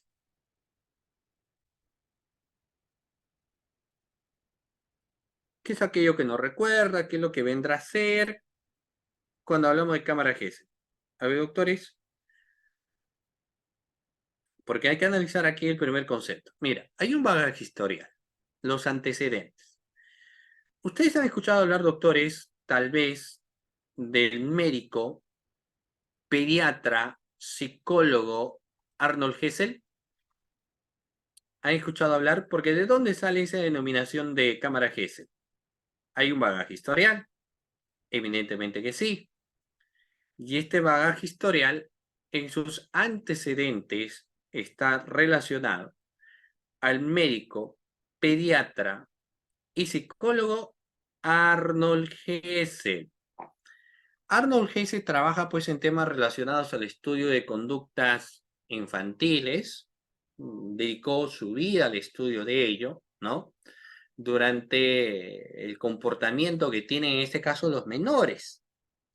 Los menores tienen una especial forma de comportarse, son de una u otra manera el menor con menos malicia, un menor se comporta de una forma distinta, reacciona de manera distinta a lo que puede reaccionar obviamente una persona adulta, ¿no? Una persona adulta, ¿ya? Muy bien. Entonces lo que hizo Arnold Gesell es dedicar su estudio como médico pediatra, como psicólogo, al estudio del comportamiento de los menores. Y para ello utilizó cámaras de video y capturas fotográficas, ¿ya? Además que Arnold Gesell tenía espejos unidireccionales y construyó una especie de un domo. Esa especie de domo conocido como Gesell domo en inglés. ¿Y por qué construyó ello? Pues Arnold Gesell. Arnold Gesell mediante la cual observaba las diferentes conductas infantiles de los menores, que como les he señalado, ¿no? Los niños tienen una forma muy distinta de comportarse en el caso de los mayores, y Arnold Gesell pues veía de esa manera qué comportamiento tenían ellos, ¿no? De esta manera tenía la posibilidad de observar la conducta de sus pacientes sin ejercer ningún tipo de influencia derivada del propio efecto de la observación. Lo que hacía Arnold Gesell era sencillamente observar, miraba, nada más. Y en base a ello, obviamente, analizaba, deducía cuando un niño estaba triste, cuando un niño estaba alegre, cuando un niño posiblemente estaba mintiendo, cuando un niño decía la verdad. Es decir, a través del estudio de lo que eran los espejos unidireccionales, podía darse cuenta de este marco situacional. Y fíjense que bastante interesante, ¿no? Sí, en el marco de los antecedentes. 1880 1961, dicho sea de paso. Bueno, la cámara Gesell tiene o es interpretado también como una especie de pericia, con tendencia a ser científica, obviamente, que debe ser practicada exclusivamente por psicólogos y asistentes sociales, y tiene que actuarse, bueno, ya dentro de los ámbitos procesales para que se le dé la legalidad correspondiente ante un juez. ¿Cuál es la finalidad que tiene la Cámara Gesell? Porque alguna finalidad tiene que darse, evidentemente. Y la finalidad, doctores, que tiene la Cámara Gesell, la finalidad que tiene, vamos a ver, entonces la finalidad que tiene la Cámara Gesell es recibir el testimonio de la víctima y determinar su daño psicológico. Eso hay que ver. ¿Qué nos dice? Y determinamos su daño psicológico porque toda persona que pasa por un evento traumático tiene eminentemente secuelas emocionales. Las personas que han pasado por un evento traumático como el delito de violación, evidentemente tienen dentro de su contexto personal marcos situacionales que van a hacer evidenciar problemas psicológicos, ¿no? Donde la persona se siente mal, no quiere hablar, la persona se siente decaída, se ve envuelta en un marco situacional donde evidencia que algo ha sucedido y muchas veces termina sintiéndose culpable también de esa situación, ¿no? Entonces hay que ver el daño psicológico que a esta persona se le ocasiona. Y lo vamos a ver, o mejor dicho, el especialista lo va a ver a través pues, del estudio que realiza. Los psicólogos, por ende, deben construir en base a su experticia, su conocimiento de la verisimilitud, la memoria y coherencia al relato de la víctima, que es debatido muchas veces en el juicio oral. Porque esa frase que dice los borrachos y los niños dicen la verdad, no puede ser sometido pues de una forma totalitaria. Porque si esto fuera de esa manera, la sola versión que daría en este caso el agraviado sería incluso determinante para sentenciar pues a una persona, ¿no? O sea, con la versión que dio el menor en cámara Gesell, sería como señalan determinante para la sentencia de una persona y se entiende que no es así. Se entiende que no viene a ser un marco suficiente, ¿no? Sino que tendríamos que hallar obviamente otros contextos adicionales a ello. Porque si no, todo lo que dice un menor, todo lo que dice tendría que ser suficiente pues, para condenar a una persona y se entiende que eso no es así, ¿no? Por eso hay que ver. Por eso tiene que ser un especialista, hay que analizar cada caso en concreto. ¿Ya? Muy bien. Y cuando se analiza hay que hacerlo con coherencia. Hay que analizarlo con coherencia. Y hay que hacerlo de forma adecuada, dicho sea de paso también. ¿Ok? Muy bien. Hay que ver también que acá lo que es importante, porque yo les voy a preguntar, miren, ¿se puede condenar con la sola declaración del menor? Es una pregunta bastante controversial, ¿no? ¿Se puede condenar, doctores, a una persona por un delito de violación con la sola declaración del menor? ¿Se puede o no se puede? Y a la par otra pregunta podría ser, ¿se condena a una persona por el delito de violación con la sola declaración del menor? Ya ese es otro marco, digamos, de interrogante, ¿no? Ahora, obviamente, esto genera un bagaje bastante problemático que eminentemente hay que analizar, porque se entiende que la sola declaración no viene a ser suficiente. Creo que eso es un marco situacional que tiene que quedar claro, ¿no? La sola declaración no debiene ser, pues, doctor, es un criterio suficiente. Pero acá lo voy a leer, ¿no? No se puede, no, si cumple los parámetros del acuerdo, claro. Lo que pasa es que hay que ver, mira, sabemos los acuerdos plenarios están, pero lo que pasa es que el menor de edad aquí tiene un factor importante de que hay que ver cómo se le toma, pues, eminentemente o qué preguntas se ha realizado y de qué manera hemos filtrado también la información. todo nace en el sentido de que, como nosotros lo sabemos, no hay que buscar la revictimización del menor. Entonces se entiende que la entrevista en cámara Gesell tiene que ser una entrevista que, para que tenga la naturaleza de ser única, tiene que ser una buena declaración, que no solamente lo esté formulando el pediatra a través de las preguntas o a través de las diferentes preguntas que le ha trasladado el Ministerio Público, sino también que se dé una garantía a la defensa, ¿no? Se debe garantizar el derecho de defensa del imputado, porque si no, todos los delitos de violación determinarían netamente en sentencias condenatorias. Entonces sería prácticamente un delito de rápida configuración, y se entiende que no, que eminentemente no debe ser así, ¿no? No puede ser un delito de rápida configuración, sino tendría que analizarse, pues, otros parámetros adicionales a ello. Entonces, se debe garantizar el derecho de defensa del imputado, permitiendo la intervención de un perito, incluso de parte, en la ejecución de la pericia. La declaración de la víctima tiene que ser por una sola vez, como lo hemos señalado, porque lo que acá tenemos es la búsqueda de evitar la revictimización, ¿no? Que es considerado la victimización secundaria. Algunos no están de acuerdo con esa terminología, pero eso es lo que en contextos procedimentales así se le denomina, ¿no? Una victimización secundaria. Se entiende que la persona ya pasó por el evento traumático y no existe pues la necesidad de tener que hacer de recorrerlo otra vez. La cámara de Gesell, ¿qué es? ¿Para qué sirve? ¿Y por qué se llama así? Vamos a ver, un niño debería ingresar a una habitación común para maniobrar juguetes, leer historias, colorar dibujos o charlar con sus padres. Sin embargo, cada vez son los menores pues que ingresan a la cámara Gesell, lamentablemente. Un cuarto que ha sido netamente acondicionado para que el menor narre o al menos intente narrar una experiencia de abuso sexual. Obviamente la forma de preguntar, por eso es que ingresa y hay una pregunta que señalaba ahí, ¿yo puedo contrainterrogar al menor? La respuesta es sí, pero esa contradicción lo tendrá que formular a través de otra pregunta que va a tener que ser trasladado ¿por quién?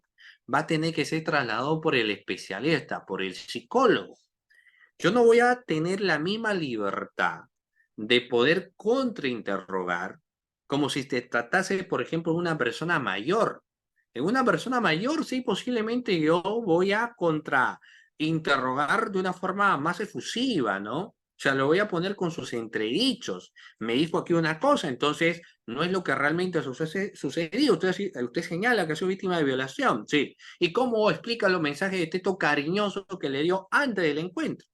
O cómo se explica los mensajes cariñosos que le dio después del encuentro, o el video que lo envió, ¿no? O los mensajitos que usted le ha señalado. Entonces, en un caso de un delito de violación de una persona mayor, posiblemente sí se le pueda confrontar de una manera muchísimo más directa.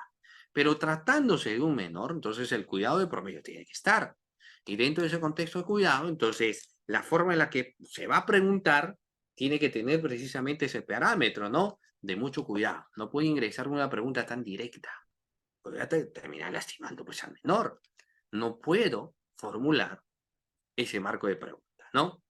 Y eso genera, pues, entonces la imperiosa necesidad que si yo voy a contrainterrogar, lo haré a través de preguntas debidamente elaboradas que se trasladen a través del especialista, quien va a hacer las preguntas al menor y va a responder.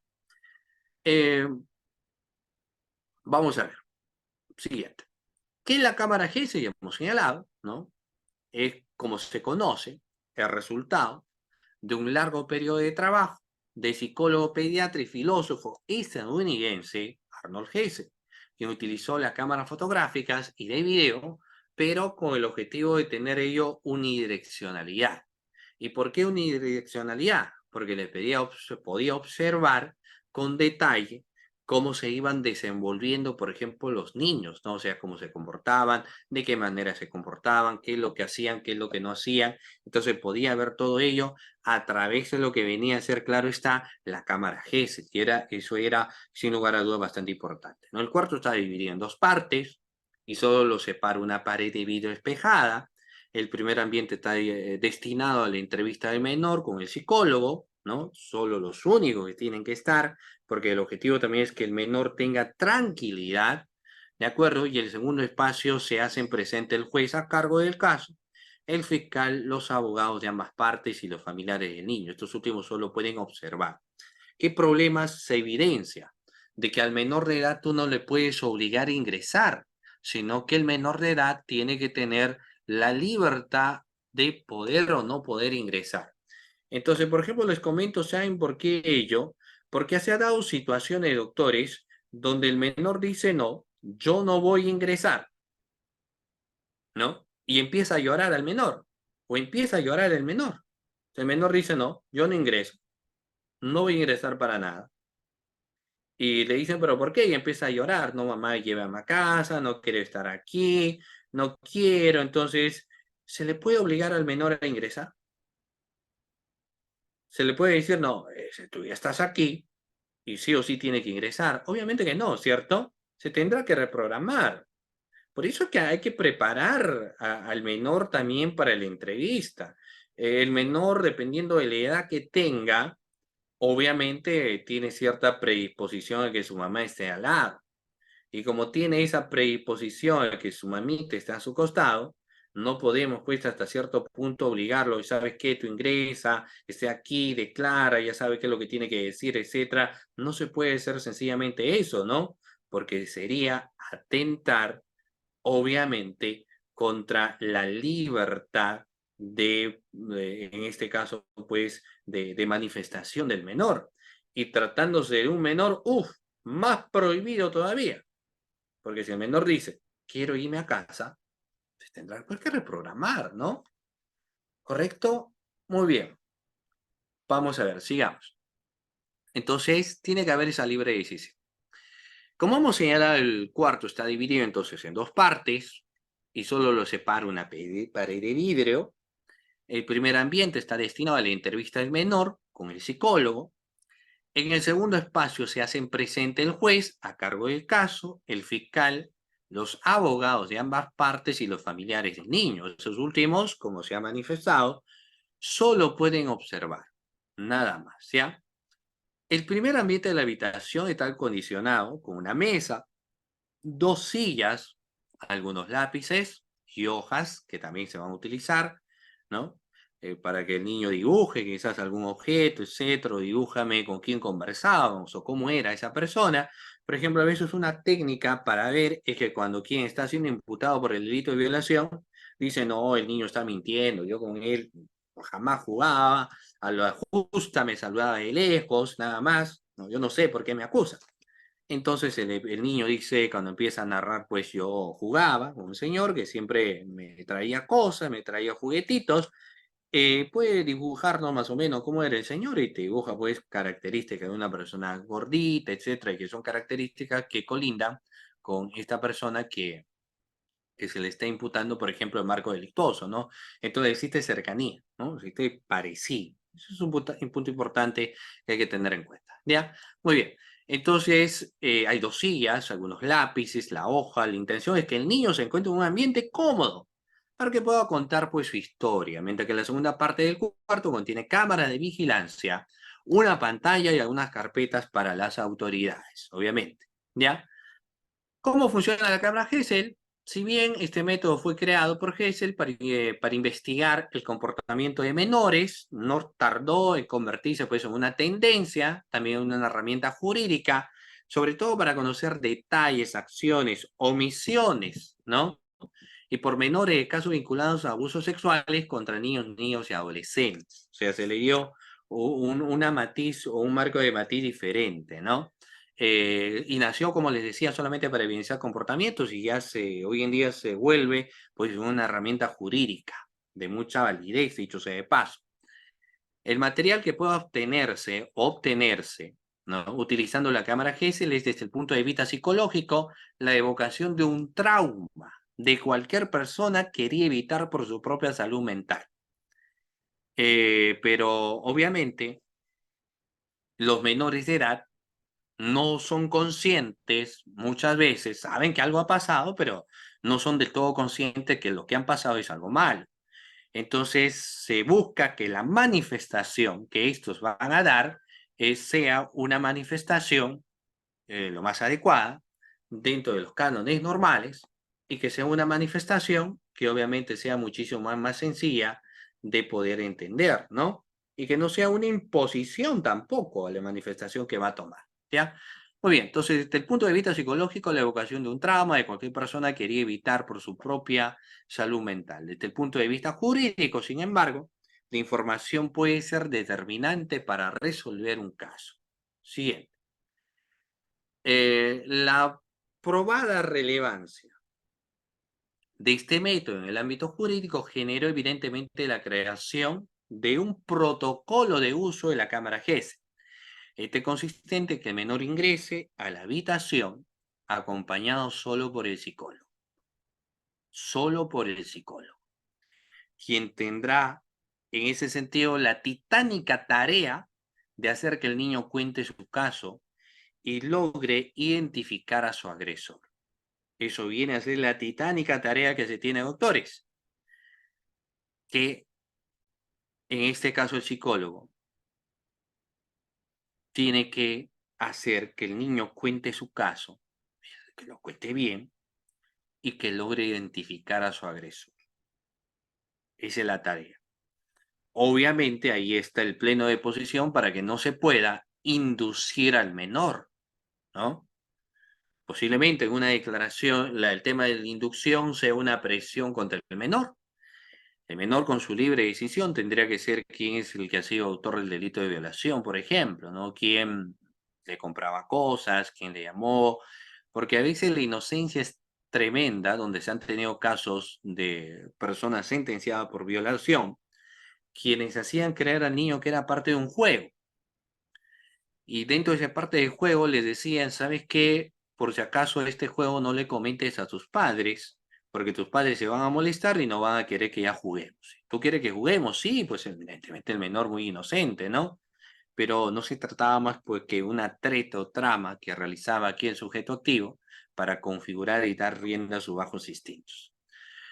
Los otros actores, ¿no? Como el fiscal a cargo del caso, el miembro de la policía que tomó la denuncia y los familiares del niño, permanecen, entre comillas, como una especie de fantasmas en una habitación continua, ¿no?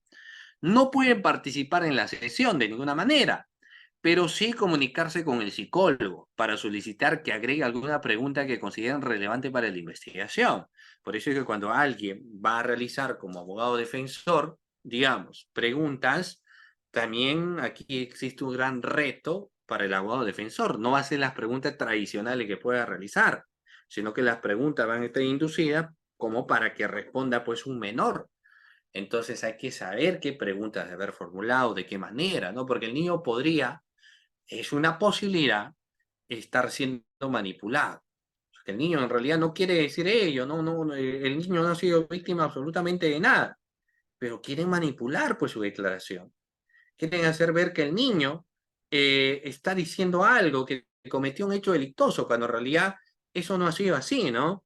Entonces hay que ver, como les digo, ese cuadro situacional, que también resulta pues siendo, doctores, muy importante y que de todas maneras hay que tener, valga las verdades, muy bien, en ese caso, ¿ya?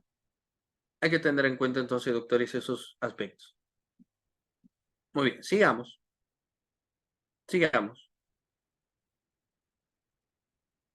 sigamos. Miren, a ver, ustedes saben que pueden realizar preguntas, gustosamente vamos a responder, ¿ya? Me parece que aquí hay algunas preguntas, así que vamos a ver, ¿ya? Muy bien. Vamos a ver las preguntas que ustedes estaban dejando, son varias.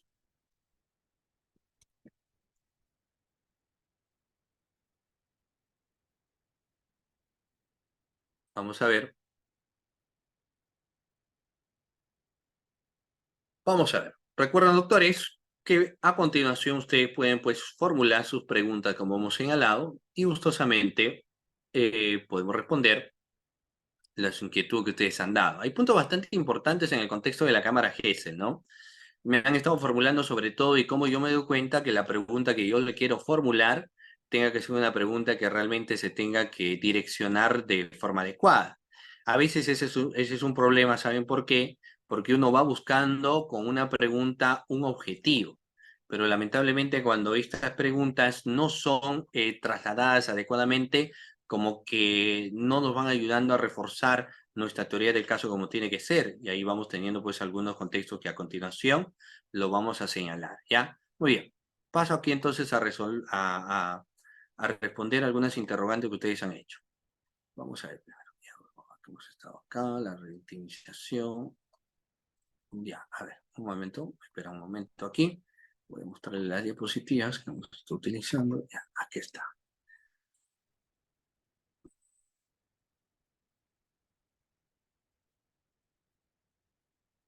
Nos hemos quedado en este.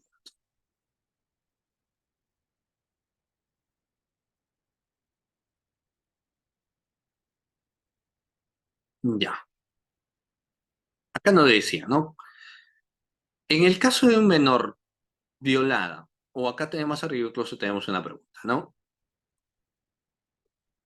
Cuando nos decía, ¿se puede contrainterrogar al menor en cámara Gesell? ¿Cómo sería el procedimiento? Lo que pasa es que no se puede técnicamente contrainterrogar, porque la naturaleza del contrainterrogatorio tiene dos objetivos: desbaratar a la persona del testigo y desbaratar su versión.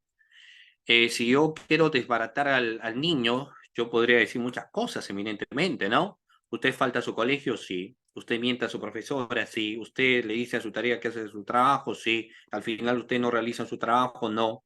Usted le gusta juguetes, sí. Usted podía hacer todo para tener sus juguetes, sí. Incluso podría culpar a alguien, sí. En fin, ¿no? O sea, incluso podría ser muchísimo más sencillo en la forma. Y eso va a amedrentar, pues, a un menor. Entonces no lo permite la Cámara Gesell. Yo sé que en el plano del litigio sí, pero yo lo quedo confrontar. Entonces, lo primero que podemos hacer ellos. El segundo es confrontar sus dichos, ¿no?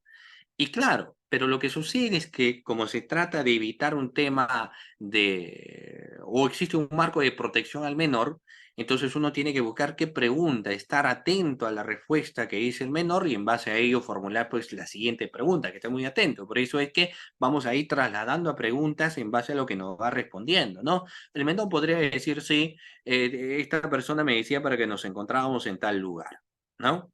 ¿Y qué te regalaba? Bueno, me regalaba caramelos, ¿no? Entonces podemos buscar introducir en el sentido qué tipo de caramelos a él le gusta, ¿no?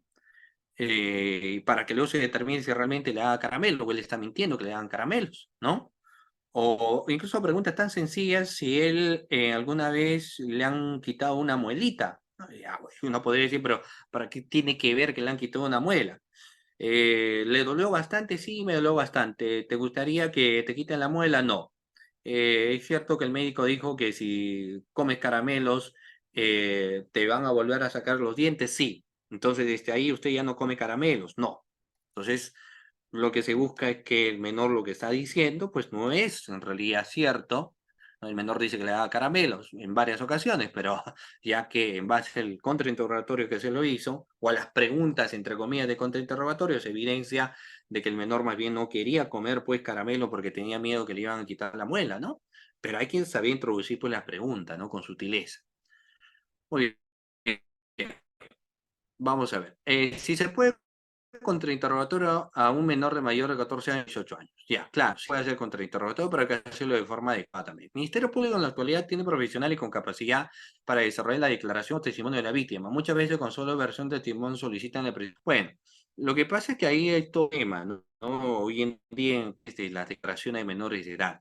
El menor de edad lo que dice, pero lo que hay que tener en cuenta también son otros aspectos. En el caso de prisión preventiva, lo que nosotros tenemos es varios presupuestos materiales para poder. La versión del no en cámara GS, si bien es cierto, es muy importante, pero tendrían que tener un reforzamiento periférico, doctores. Con su sola versión, en todo caso, no resultarían siendo, pues, doctores del todo suficientes, ¿ya? Tendrían que haber otras versiones adicionales. Y si nunca se anima el agraviado a declarar en cámara Gesell, bueno, ahí tenemos un contexto, ¿no? Cuando el menor nunca quiere ingresar, no se le puede obligar. Entonces habrá que buscar los medios probatorios de forma distinta.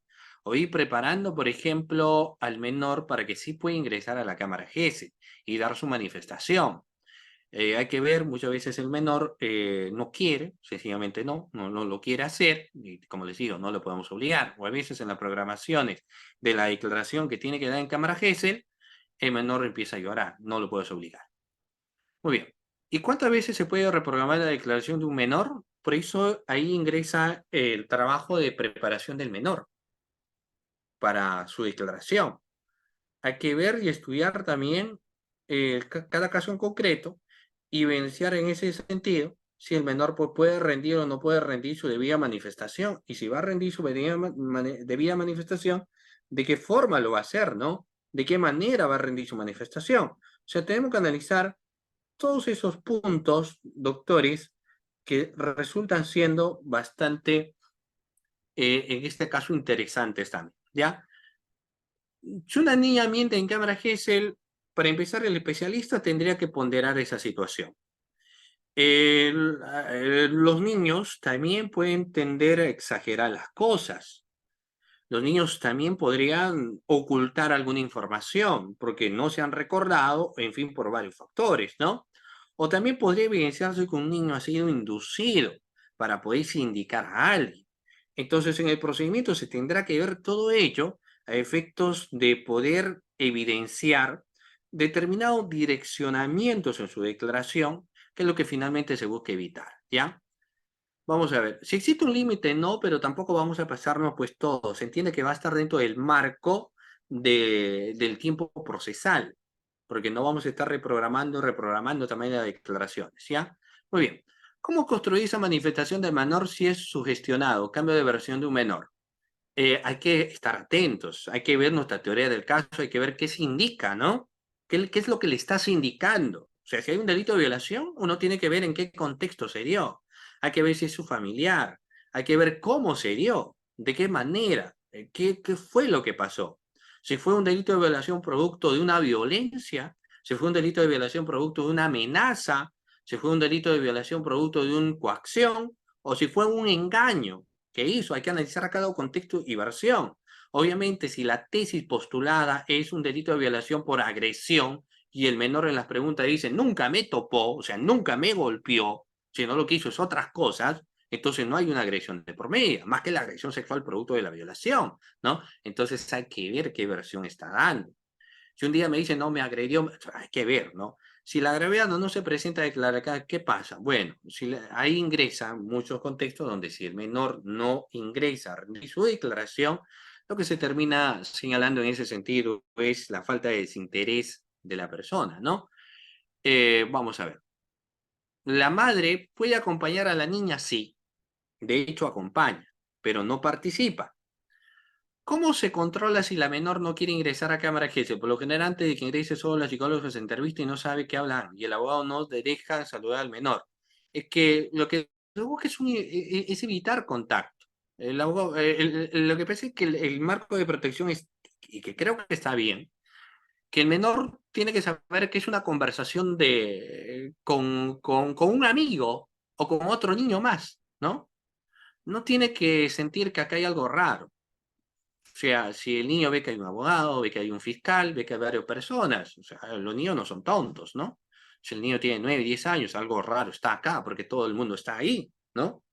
Pero si el niño ingresa a un ambiente donde, bueno, que hay una conversación sobre algo, por eso es que el especialista hace una tarea titánica, entonces el niño no tendría ningún problema en responder a las interrogantes.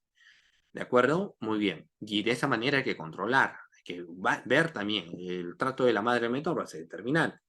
En un caso de menor violado de 11 años, se denuncia los hechos a los 22 años. ¿Cómo es el protocolo de cámara GESEL? Ya cambia, ¿no? Por lo general, el tema de lo que son mayores hay que ver de cómo se dio. En los casos de la declaración en cámara GESEL de quién es víctima de un tema de delito de violación, ya es diferente. La interrogante de quienes son mayores y tienen 22 años son totalmente distintos. Incluso el contrainterrogatorio también, porque acá ya no existe un marco de protección a la indemnidad de un menor, ¿no? Más que el marco de protección que tiene que existir a su libertad, por ejemplo. En caso de, en su momento fue la indemnización, pero las preguntas ya son diferentes, ¿no? Muy bien. Acá no dice, ¿no? El fiscal también solicita que el investigado vaya a examen psicológico. Pregunta, ¿podría el investigado asistir o no? los hechos fueron en el mes del 2023 y en octubre denuncia y dice que psicológicamente está mal. Fue por actos divinos. Lo que pasa es que, ver, mira, finalmente el examen psicológico termina evidenciándonos una serie de contextos de cómo es la persona. Si el examen psicológico es inmediato, los resultados son mayores porque incluso para quien cometió el delito de violación, el post-examen determina una serie de conductas, la persona está distinto, ¿no? Ahora, el hecho de que puede ser una persona agresiva o que puede tener algún tipo de impulsividad, no necesariamente significa que por ello ha cometido ese marco delictuoso. Por eso es que tiene que existir otros elementos periféricos. Ahora, que solicite el fiscal, pues está bien, lo que tendría que darse es el cumplimiento de la misma, ¿no? Muy bien, entonces todos estos aspectos serán importantes. Esto más o menos el ambiente, como hemos señalado. Aquí lo que hay que tener es al psicólogo, a la víctima, quien va a ser interrogado, las preguntas se le van a formular a ellos. Tenemos al juez, fiscal secretario, policía y abogado y también tenemos al imputado. Este es el esquema rápido que podemos señalar del contexto de la Cámara GES, ¿no? Todo ello tiene un objetivo, como hemos señalado, evitar la revictimización de quien es un menor. Existe una victimización primaria, que fue a consecuencia de haber sufrido, por ejemplo, el delito de violación, y tenemos pues la revictimización en segundo contexto, ¿no? Muy bien. Acá hay otra pregunta, dice, ¿cuáles son los criterios más recurrentes que adopte el órgano jurisdiccional para absolver al acusado en caso de violación, los cuales hay cuestionamiento del procedimiento de Cámara GESEL? Lo que pasa es que un tema de cuestionamiento de la Cámara GESEL puede ser subsanado inmediatamente. Ya, el tema del cuestionamiento es el procedimiento. Lo que uno tendría que cuestionar es la forma quizá de las preguntas y la falta de preguntas que no le han dejado, digamos, al abogado. Entonces ahí podríamos evidenciar una vulneración al debido proceso. Pero si el psicólogo ha realizado todas las preguntas, no va a existir más cuestionamiento que el tema procedimental. O sea, que el fiscal ha llegado tarde, que el fiscal las preguntas no las haya hecho bien, más bien ayudaría a reforzar.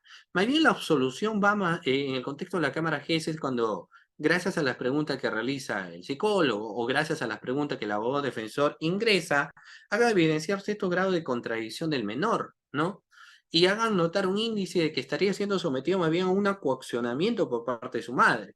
En esos casos sí podríamos evitar la absolución. O si nosotros tenemos una tesis probatoria, la declaración del menor, pero en la fecha donde supuestamente se ha dado la violación, tu defendido estaba en otro lugar. Entonces la tesis vendrá a ser en ese caso una tesis demostrativa. ¿Sí? Muy bien, doctores. Agradecerles a cada uno de ustedes, el tiempo ha pasado rápido. Agradecerles a ANDAP por la cordial invitación. ¿De acuerdo? Sí puedes llevar un perito de parte. La prueba anticipada en cámara GES se lo considera también de esa manera, ¿no? Como prueba anticipada, pero hay de una u otra manera contraversiones, porque algunos señalan que es una prueba preconstituida. Muy bien, doctores, ahora sí agradecerles a cada uno de ustedes, muchísimas gracias de todo corazón, ya los materiales lo he remitido a los coordinadores para que ustedes lo puedan tener. Gracias, doctores, estamos iniciando el mes pues de diciembre y qué gusto iniciarlo siempre con los temas de capacitación. Muchísimas gracias, doctores, cuídense muchísimo y Dios mediante nos estaremos viendo en una próxima oportunidad. Muy buenas noches. Muchas gracias, estimado doctor Sergio. Como siempre, muy excelente su disertación, doctor, bastante didáctico. Agradecerle nuevamente a nombre de nuestra institución, doctor, y estoy segura que vamos a tener más eventos académicos con usted. Muchas gracias, doctor, que tenga un bonito fin de semana. Muchas gracias, buenas noches, doctora, buenas noches con todos los participantes.